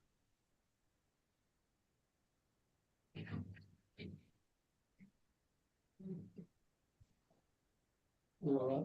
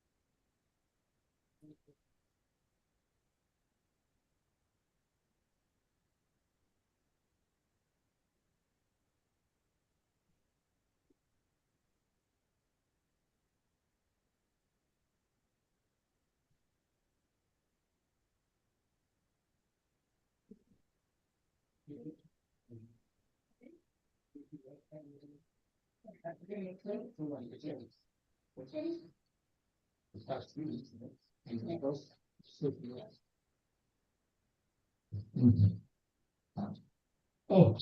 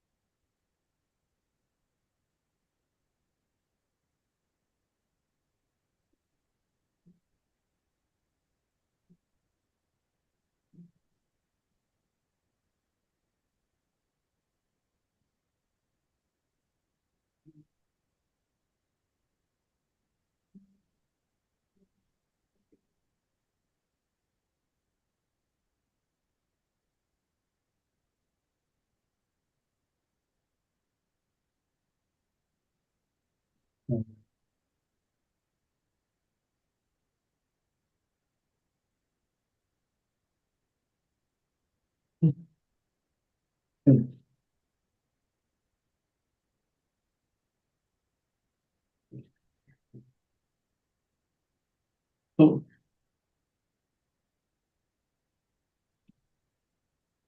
Oh, goodness.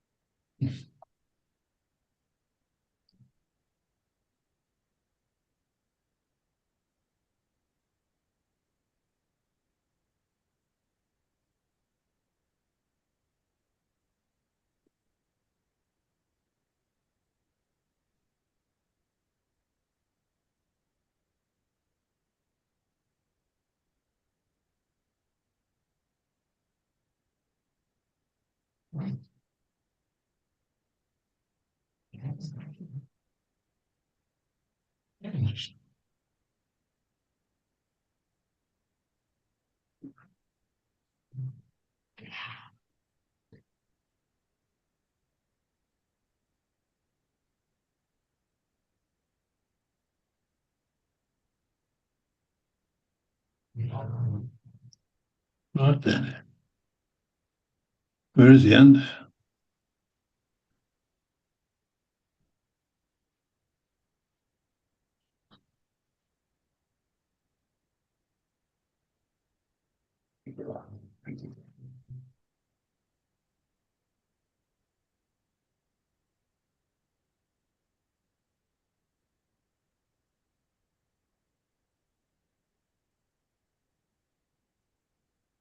Hmm.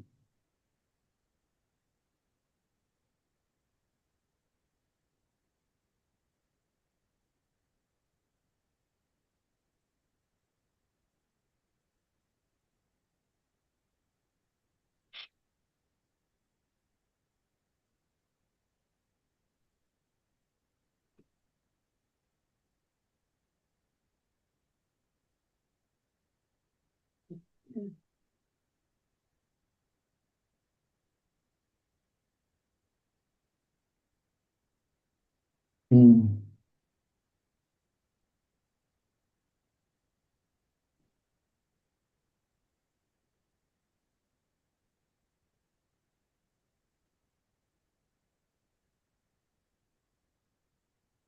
Hmm. Hmm.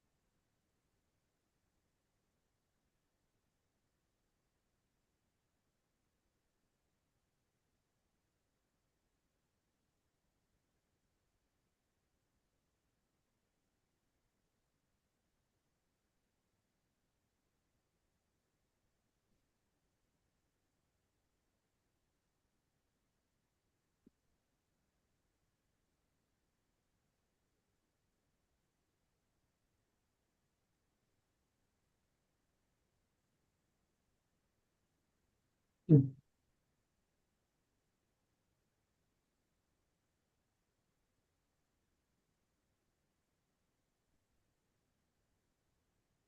Mm. Right.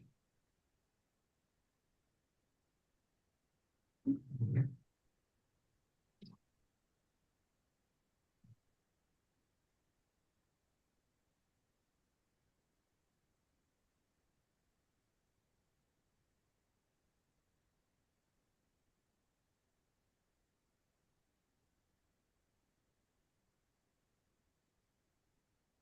Mm.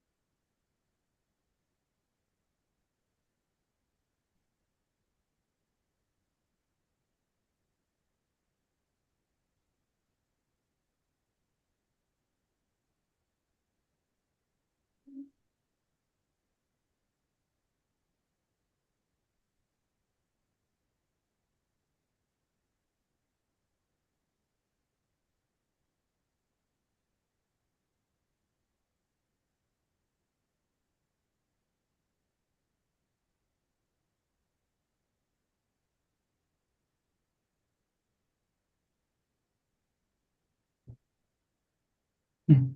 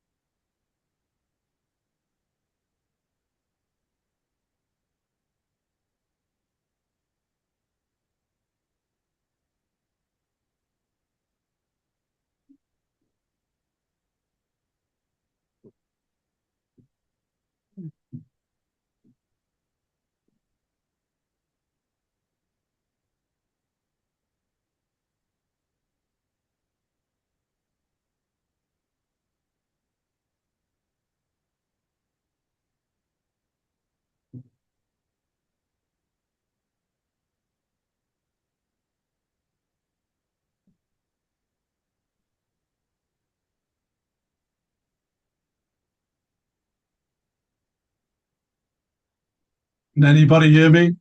Yeah. Oh, it's very quiet. I thought I'm not. Carl, it seems to be speaking and nothing coming out. I know. Yeah, can't you, Carl?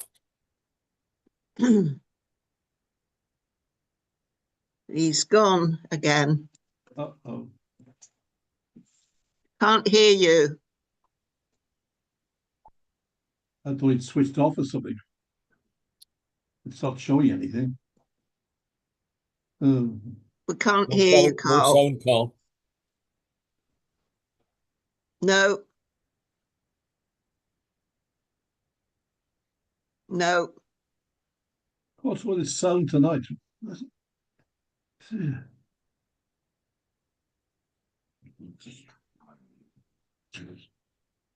If he flies to the far side of the moon, we might be able to hear him. Yeah.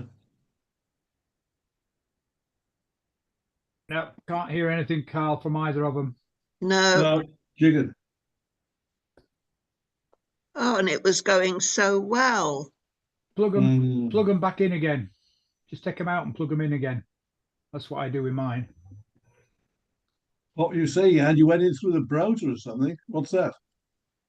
Sorry? You went into the browser before? Oh, when it wouldn't let me connect up in the normal way by clicking on whatever it was. I thought there was I had only to go through one my way you could go in. Yeah, I had to go through the online browser, and the sound just didn't work the same way at all.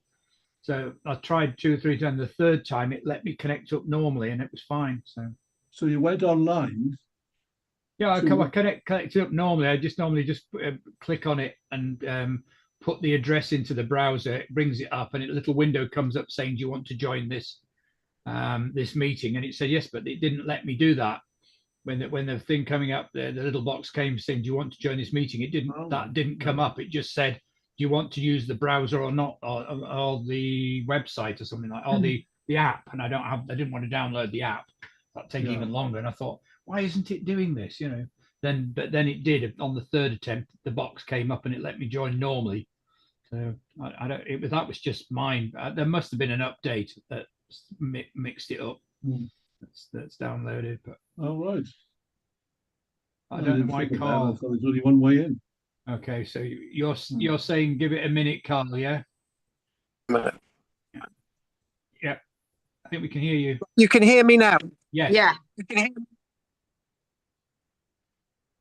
Right, so but you can't hear it's echoing. Right, okay. What's that?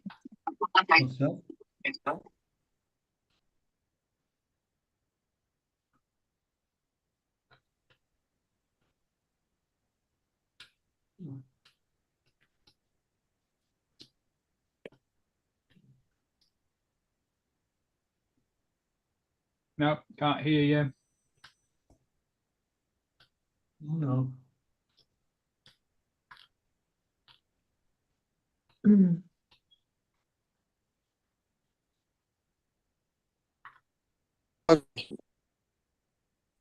you hear me now? Yes. Yeah. Okay. So I'm gonna have to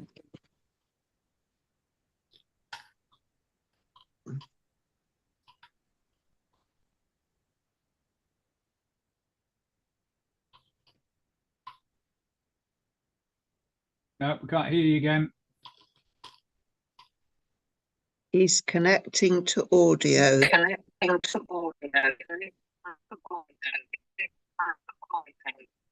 you only needed to say it once. I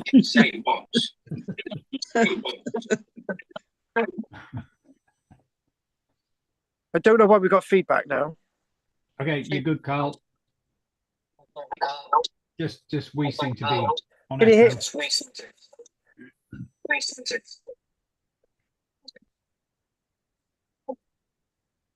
Right.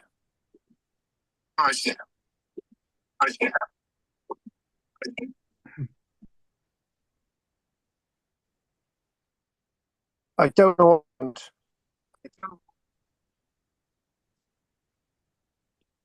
What about that? Good.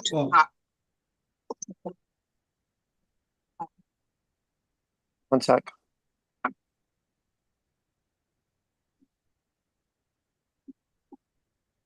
All right.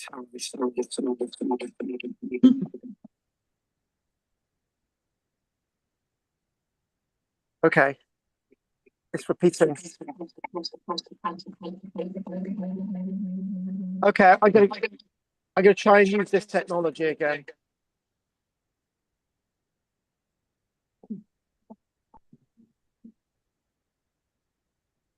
Right.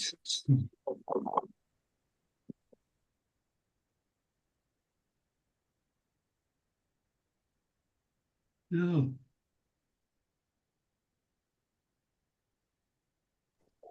Okay, one second.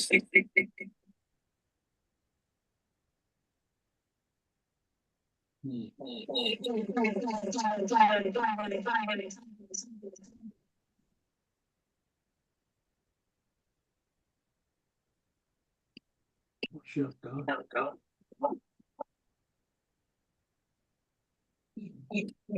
I've got a solution.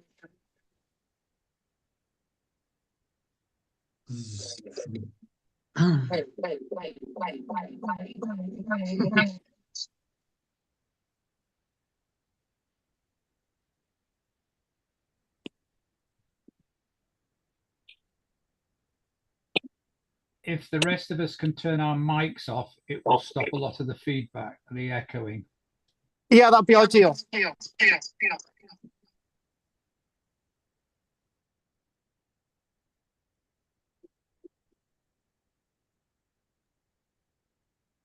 Now.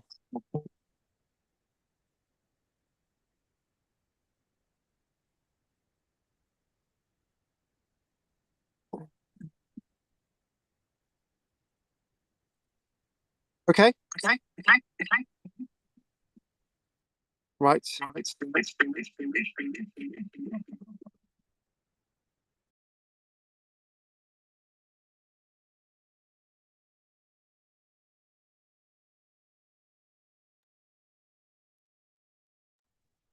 No, Carl, no sound.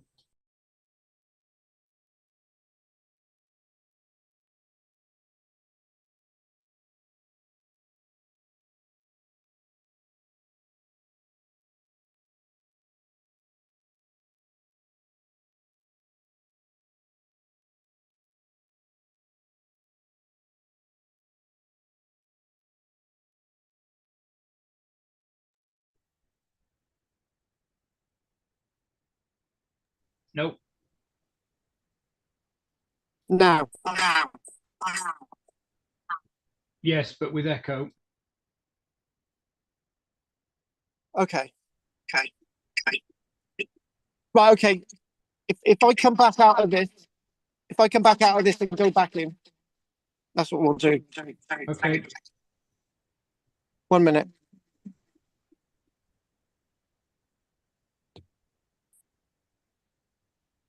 Whoever's host might have to let him in.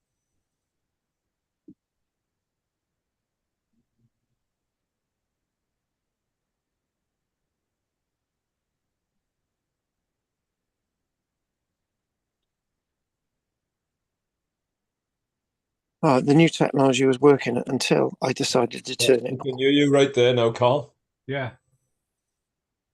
So the thing is, if you're using two devices, and if the one's got access to the sound input and output, then you get the reverberation because you're picking up off the one device to the other. You're back in on the second phase.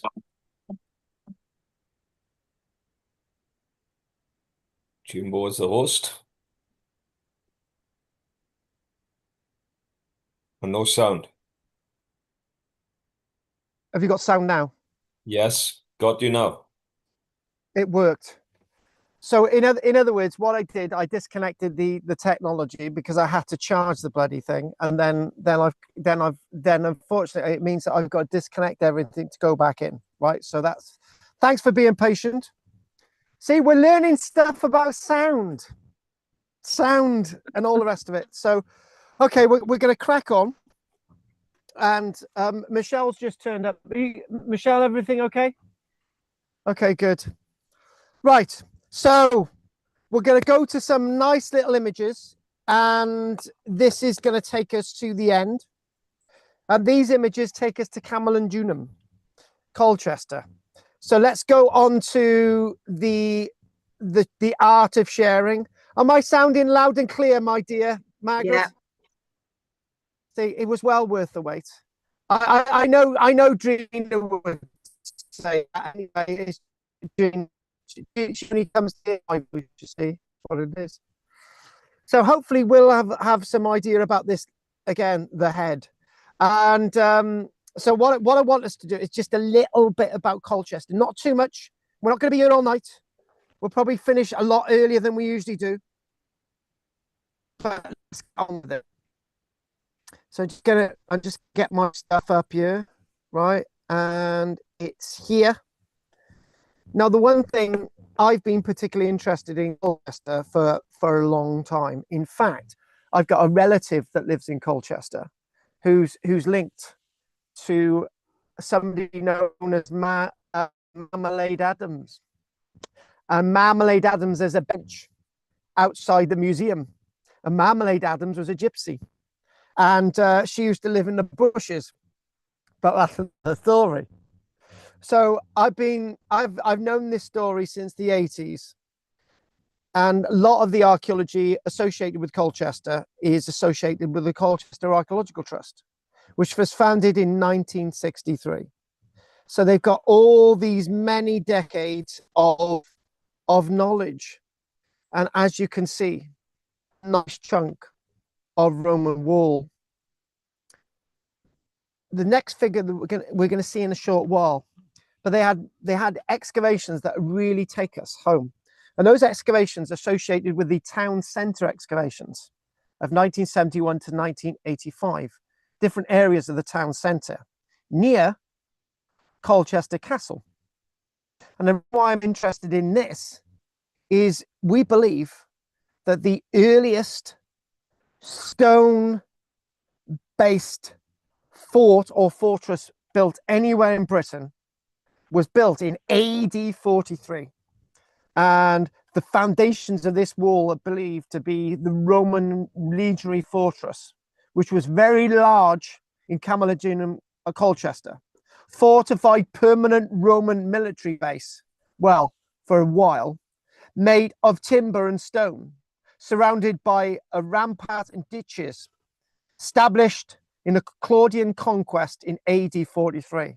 So when we do look at the archaeology of Colchester, you know that the first most permanent stone-built stuff could be said to be in Colchester, Camel and Junum. We've looked at Richborough, but I was talking about earthen stuff at Richborough. But if we look down at AD 43, if the first Roman stone was put down in Colchester, Camel and Junum, this is the earliest remains. It was associated with the 20th Legion, Legio 20 Valia Vitrix. And Camel and Junum became a place where veterans of the Valia Vitrix Legion would retire. It would be also known as a coloni. So Camel and Junum is very different from Londinium. It's a city that was taken over by the Romans with people who had Roman sympathies. That was the place that Boudica would first set alight roughly around AD 60, AD 61. The history books are not really sure about the dates of Boudica. They're either AD 60, AD 61. This is why we're looking more at the archaeology. Being the first permanent legionary fortress. Other permanent legionary fortresses were Usk, AD 55, were in fact Isca in Exeter, which was quite early. We're talking about the 20 Valia Vitrix then going on to Caerleon, which was also known as Isca. Wherever Isca was, that was the Second Augusta Legion. Then the 20 Valia Vitrix and eventually moved to Diva, Chester. So, although this is said to be the first permanent legionary fortress, when it says permanent, it wasn't there forever because Boudica burnt it to the ground under 20 years later. So as you can see, my enthusiastic voice is with Colchester.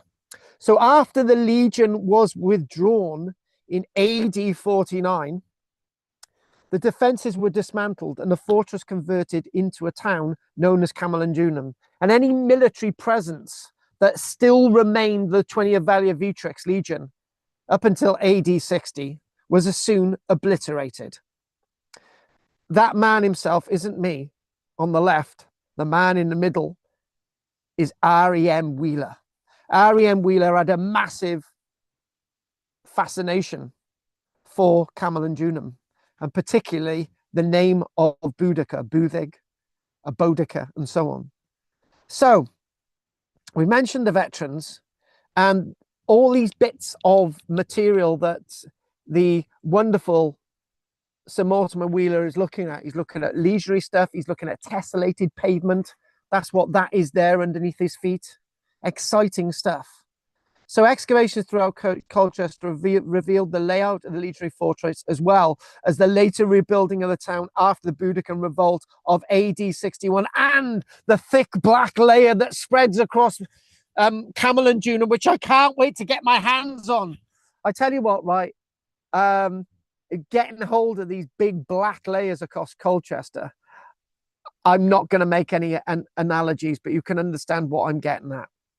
So this man himself, Sir Mortimer Wheeler, there are videos probably online of Sir Mortimer Wheeler explaining about the Roman archaeology of Colchester. If it's not online, guess who's got a copy of it on a tape that I bootlegged off the television in the early 80s. And I actually, if it's not on YouTube, I might actually have one of the only recorded versions on a VHS tape of this guy talking about Colchester and the specific thing that I'm talking about. But we never know. It's BBC might have it, but we know the BBC was still erasing stuff, I think, until the 1990s. Anyway, moving on. So what we got loads of different names of excavations. You can imagine a bit of a road there. And look at that there. The hole in the wall. And guess where that is, Rog? We went there hand in hand. That's the Balkan Gate, opposite the Balkan Gate. So this itself, great excavation here, in front of the area of sort of, you know, this is what we're talking about. So Lions Walk excavation, I think this all lines up. 1971, 1974, Sir Mortimer Wheeler would have still been alive. And so, oh, hang on, right. I've just made a mistake, right? Because these are Balkan excavations, right?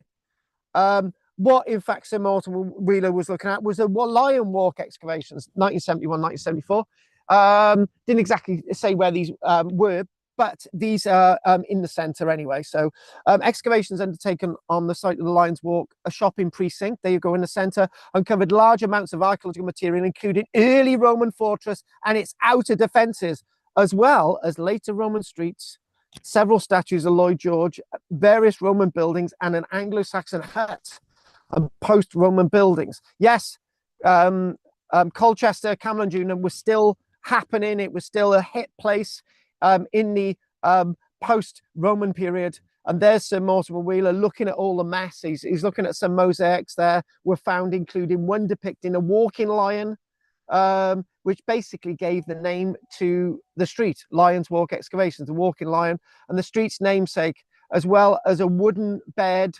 Yes, they found a wooden bed, I kid you not, and bedding, and some dates which were all related to the Boudican revolt. So more about that wooden bed when we actually come to it.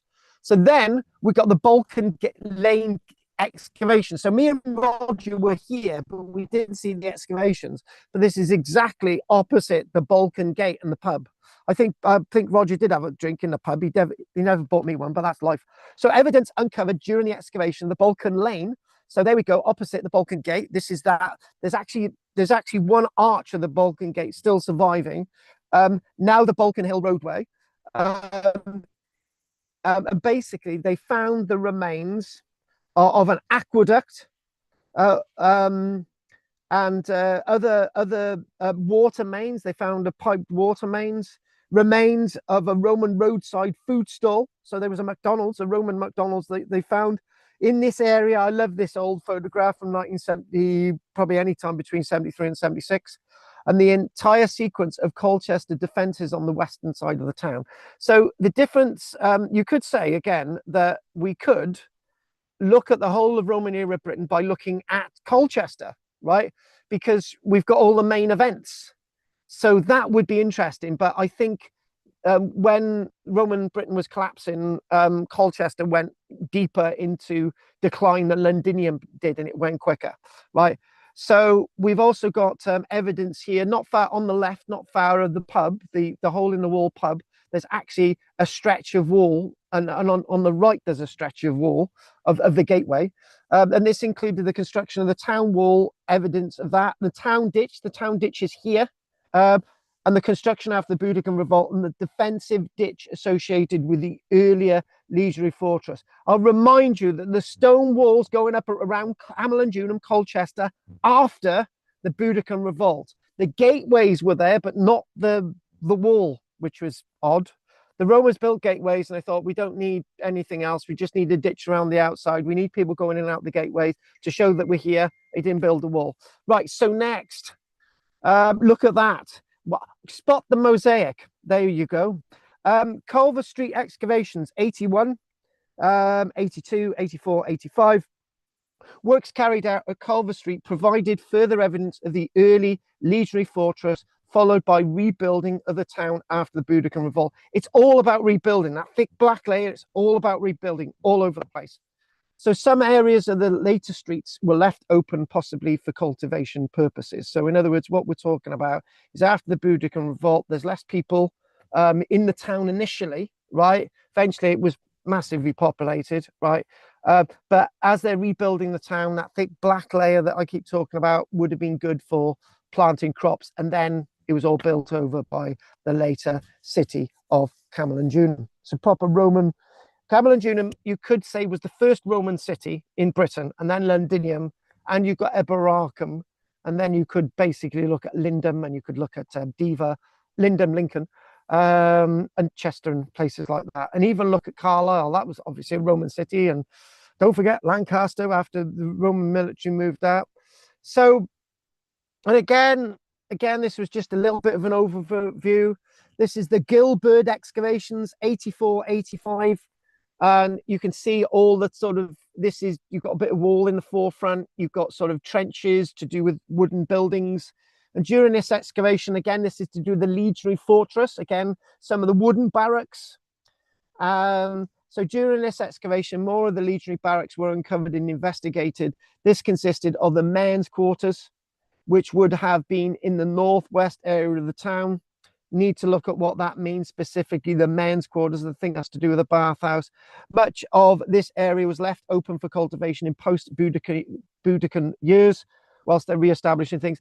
The Boudiccan revolt was so disastrous, was so unbelievably disastrous to Colchester, Camalodunum, right?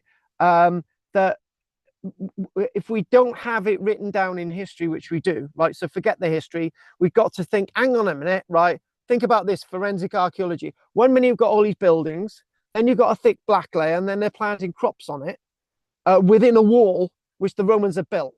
So there must have been an event to cause that. And the answer is the town must have been flattened before they rebuilt it. And therefore there were few people, and they were using it for cultivation, and then eventually they built on those areas. So we're thinking about all that.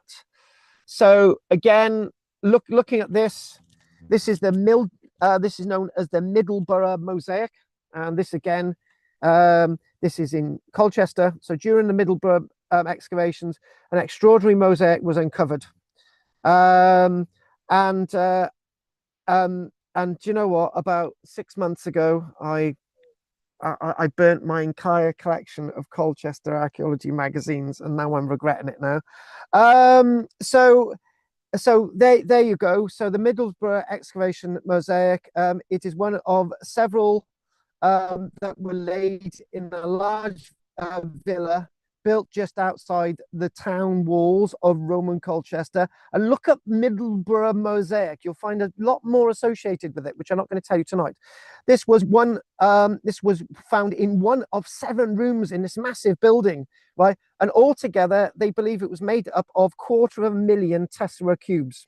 of cubes that came from the Middle East, some from Britain stones, tile, some had glass, not in this one, but there were some mosaics out there actually had gold pieces, right? I kid you not. And this measures just under 5 meters by 5 meters, miles square. So it depicts wrestling cupids, marine characters, mystical sea beasts, decorated the edges. So this is sort of typical of a British mosaic where you've got the sea theme, you've got the beasts around the outside, you've got the wrestling, sort of like a pheasant type bird there. Obviously not in Britain at the time, but that's not the point. So, and then what you've got, right? Then what you've got, and do you know what? I've got this image, and these ain't Roman, but I don't know why this is here. But anyway, so the more excavations in more excavations, obviously that's where these bottles are from. I don't know why they're in this, but anyway, Head Street, May to May 2000, an excavation on the site of the old post office. Now there's a cinema there. It's unusual, isn't it? Bring the cinema back into a town. Revealed multiple periods of occupancy. Oh, hence why we got these wine bottles.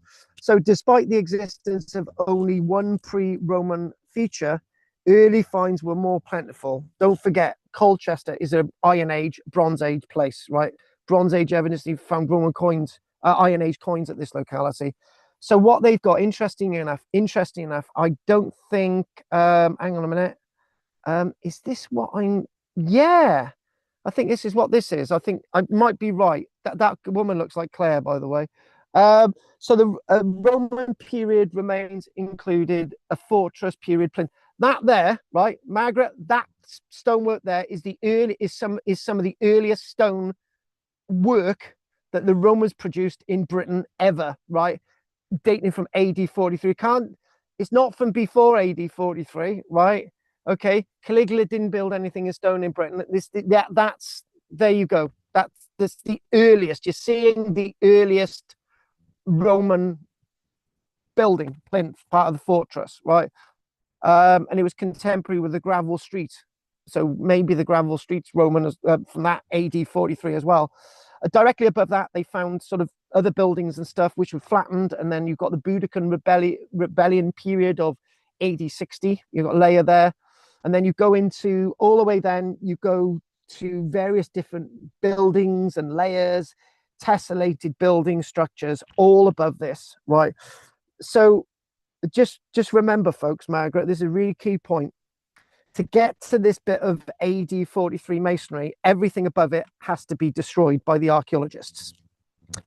So that means that any stuff above has had to be, when I say destroyed, that's not fair. So they're obviously not going to destroy a mosaic. They're going to lift the mosaic and put it somewhere, right? So what I mean is that it's preservation by record. We take photographs, we excavate, and all the rest of it. Then we get down to this, right? So all of that's the nature of archaeology.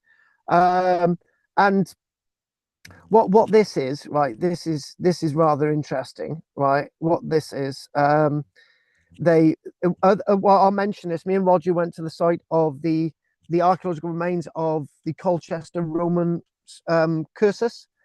Right, and that was excavated 2000, 2004, 2007, and the cursus, the arena that they excavated itself, there's a museum there, and you can actually, there's not much in the way of masonry to see, but that's there. And in 2005, look at this. Now this goes back to what I said earlier on, right? This is really interesting. This goes back to the London thing again in Colchester Roman Grammar School excavations 2005. Our excavations revealed the well-preserved foundations of a hexagonal tomb in the middle, right, with a walled enclosure. So that this tomb itself, known as a temple tomb from the 200s, was associated with the crossroads. You imagine being buried here, you've got the crossroads. So it's associated, there's a wall around the hexagonal, right? But it's likely that it might have been demolished, right, at some stage, And this is basically one of those monuments, as I was saying earlier on, that was associated with a part of the town that was expanding. And it says one last thing. I think this is probably it. Yeah, we've got a couple of other things before we finish. Interestingly enough, yeah, what was particularly interesting, however, was the finding the remains of a sparrowhawk. Yeah, along with the bones of at least 4 other young falcons in one of the burials associated with this. And the inclusion of the sparrowhawk with human remains could suggest that the buried person was a falconer, although we aren't entirely sure. And obviously, you know, that's great that they analyzed the bones, and they could, and you've got these 4 young falcons buried with the person. Doesn't mean to say that the falcons were killed to be buried with a person. Falcons may have died, you know, natural causes. And this is another one from, again, all of these things we're going to be looking at in the future. So this is associated with it, with another interesting Roman builder. The last thing we're going to do today, this is associated with a Roman hotel. I kid you not, a Roman mansio. These excavations revealed various buildings, including a mansio, the Roman equivalent of a hotel, and a well-preserved room thought to be a bathhouse. There you go. It's great. And they found a shrine associated with nymphs, so a nymphaeum, which also you got a well-preserved nymphaeum at Lullingsted Roman village, which is another site that we got to visit. Probably constructed roughly around AD 100. So the bathhouse is a truly spectacular find, associated with a shrine, associated with maybe a hotel, Roman hotel. Fragments of mosaic floor, painted wall. Look at that painted wall there around. It's almost as if this could be in, I don't know, Pompeii. So again, this is a shallow pool, nice little shallow pool. You can tell how high it is. It's just a shallow pool. And obviously different rooms going off it, and they found a gaming token associated with it. It's a social area. This is actually a house. This is part of a house, not a massive public building. And again, look at that there. You've got all the detail you need. Painted sides, tessellated paving for this luxurious, right, luxurious sort of pond there. And no, it doesn't actually, is this does it say it's a shallow pool? It got flooded with water. No, it doesn't say whether it was heated or not. I'm not sure. But again, we can come along to that. And then finally, just sort of one last thing. I think there's couple more there. Excavations in 2020, and again, this is more mosaics, collapsed material, sort of roofing material, from what I can work out from that. And I think it's saying that this might actually be from the Boudicca period. And what we've got as well, we've got more evidence. This is again, you've got 2019, and this is I think a Roman townhouse close to the Temple of Claudius, and they've worked out, I think, that this is one of the buildings that was destroyed in the Boudiccan revolt. And on that moment, and it says, listen to this, it says a charcoal horizon, but it doesn't say about the charcoal horizon being associated with AD 60. It says a charcoal horizon dated to the late 300s covers the site and suggests there was a fire at the end of the phase of building at this part of the site. So whenever you come through a big, thick black layer in Colchester, doesn't necessarily mean to say it's all to do with the Boudiccan revolt. There are some buildings that were obviously burnt at different stages for different reasons across Colchester. And hopefully I've given you a little bit of an overview of Colchester, a tiny little one. So what we've got, Balkan Gate there. You've got little remains, Duncan's Gate we went to, that still survives. area St. Bishop's Gate, that's their east gate, but the Balkan Gate is the actual arch gateway. Obviously the castle there, and actually there's actually an early church outside the walls of Colchester, which we visited before we went to Bishopsgate, and that is my doings for tonight. So I'm glad we managed to sort out that problem, and probably wasn't, it wasn't probably supposed to go on until 9:50, but let's see if there are any questions from put your mics back on, folks.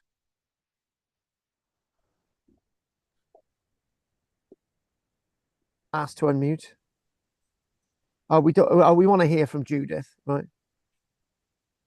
Okay, right. Okay, Andy. No, I've no questions. Interesting how these cities, some of them I wasn't quite sure of the time scale on these ones, but some of them seem to have developed really quickly. Oh, what was that? Are you talking about the Romans, the Roman stuff from AD 43 in Colchester? Yeah, particularly Colchester. That seems to have, that is so quick, you know. And can I just say one thing? Can I just say one thing that you know, my Caligula stuff, right? I'm not saying for 1 minute Caligula turned up in Colchester and started building things, but what I am saying that it might be that, you know, there were enough Roman settlers in Colchester before AD 43 to actually build this. That's what, with that time scale, that's what I'm starting to suspect, that may well be these, let's say in the southeast, that these trading posts and have been going on for so long that they were already well developed before 43, and we've just stuck that date on it because that's when we know that happened. Because yeah, you wouldn't even get planning permission in time for that. Not today. But there is one thing, right? Before I've just got to get some power. Hang on a minute, because I'm just before I lose. There's oh God, I can't because I need to take the plug out. Right, okay, we're just gonna have to make do. Right, so I was gonna say that if we yeah, so we look at Colchester and we think about Colchester and Chichester and maybe places like Canterbury, Cantai, and they're already developing like Roman buildings before AD 43, right? It starts to make you wonder why people around didn't go into these places and start to say, we don't want you building Roman buildings, we're going to burn them down. Why they didn't do it, why it took Boudica, right? And all that, you know, why they were so angry, right? So there's something else at play here that maybe we don't understand, right? There's something else going on with the Boudican thing that turned people so much against the Romans. So again, the question is, why were people doing Roman things and getting away with it before the Romans were here, and then actually by the time of Boudica? Do you know what I'm trying to say, Andy? Yeah. Yes, totally agree. Yeah. So yeah, you are very right. Anything else you want to say, Andy? No, that's good. Thank you very much. Interesting. Thank you, Roger. No, fine, thanks. Right, Will. Nothing from me, thank you. Okay, Gina. No, nothing from me either. We'll get the Fraggle on, because if Margaret says there's nothing to say, Fraggle, do you want to say anything? No, nothing, thank you. Good. Yes. Okay. She's very eloquent, Judith. She's very eloquent. And Margaret, anything you want to say? I'm just wondering, when the Romans left and all the buildings were left and the ruins, I guess over time they would have crumbled and been covered with a layer of soil. And do they call it dark soil? They can tell the layers above. It's just basically what you're talking about this thick black layer, right? And then suddenly they're building on top of it, right? Yeah. So they're using that thick black layer. But what we're talking about is in some areas they're just cultivating it because, you know, when you think about it, if there was like 1 minute there's 5,000 people in Colchester, the next minute there's 3 people and their dog, nobody wants to go there, and they don't really, you know, can you imagine the trauma that would be going through people's minds? It'd be thinking, I don't want to go back to Colchester. What if this happens again? So, you know, there's more things at play that we don't really understand. And maybe we could see this in the archaeology, but we can't see it in the history because all we've got in the history is what we've been told. But there would be an accumulation of debris and soil covering that area. So are they sure that that was a burnt layer that they found in Colchester? Yeah, it is, because what you do have charcoal, you do have you know, date seeds that have been carbonized. You've got the remains of a bed that's been carbonized. You've got all these things that have been carbonized. So that's a specific carbonized layer, and it's not just general carbonization. It's in one moment. So forensically looking at a buildup of fires and stuff, you know, that's got a different signature. One thick, really intense layer of heat. So this is so rapid. This heat is so intense, right? That it's just melting everything. So this can only be done in one event with a community. It's like the Fire of London. Like, I don't know if there would not going to be a thick black layer across London in the Fire of London simply because they cleared it all. Well, I think they do. I could be corrected. I don't know anything about that. Maybe I'm completely wrong about the Fire of London 1666, but you would presume because Christopher Wren's re-stylizing the whole of London, so it's going to be flattened. They need deep foundations and stuff. So, you know, there might be a black layer of Fire of London, but I'm not sure. So, okay then. Anything else? Anyone got anything else to say? No, it was good. Thank you. I'm glad we managed to get the sound sorted out eventually. So, well, I'm going to say, if nobody else has got anything else to say, I'm going to say good night. Okay then. Cheers all. Okay, bye. Good night all. Good night, Judith. Good night, Andy, Will, thank you. Margaret, Gina. Thanks, and everybody Carl. else. Bye. My Thank pleasure, you. Andy. Bye. Oh, I've lost it. You I lost it. I can't get off. Hang on. Night, Margaret. Night, Roger. Night, Raj. Well, that worked, folks. That worked, folks. Anyone watching online? So we know what happens when I use the new mics. If I go off using the new mics to charge this device, everything goes to pot. So we're going to call it a day. So I'm going to see if there's anything in the chat box. There was stuff in the chat box. There's not in the chat box now because I have to come off. I don't know how that deleted it, because Andy. So if I could find anything else there. So that's it. Anyone watching online, don't forget to like and subscribe and watch what you're doing. So we're just going to look in the chat box. Nothing. Oh, there we go. Oh, wow. How did that come up? There's another window. Hang on a minute. There you go. I'll leave and come back. I can hear but not talk. It wouldn't let me sign on the normal way. So forensically, a message at nothing there. Meeting started at 6:55.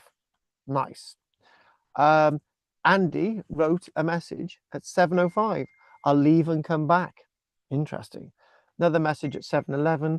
I can hear but not talk. It wouldn't let me sign on in the normal way. So that's it. So we're going to finish there. So nothing in that chat box 1, nothing in that chat box 2, 3, 4, 5, 6, 7, nothing in that chat box 8, 9, 10, 11, 12, nothing in that chat box 11, 12, 13, 14, 15, back, way, Ymro hyd, nos da, diolch yn fawr i chi, na.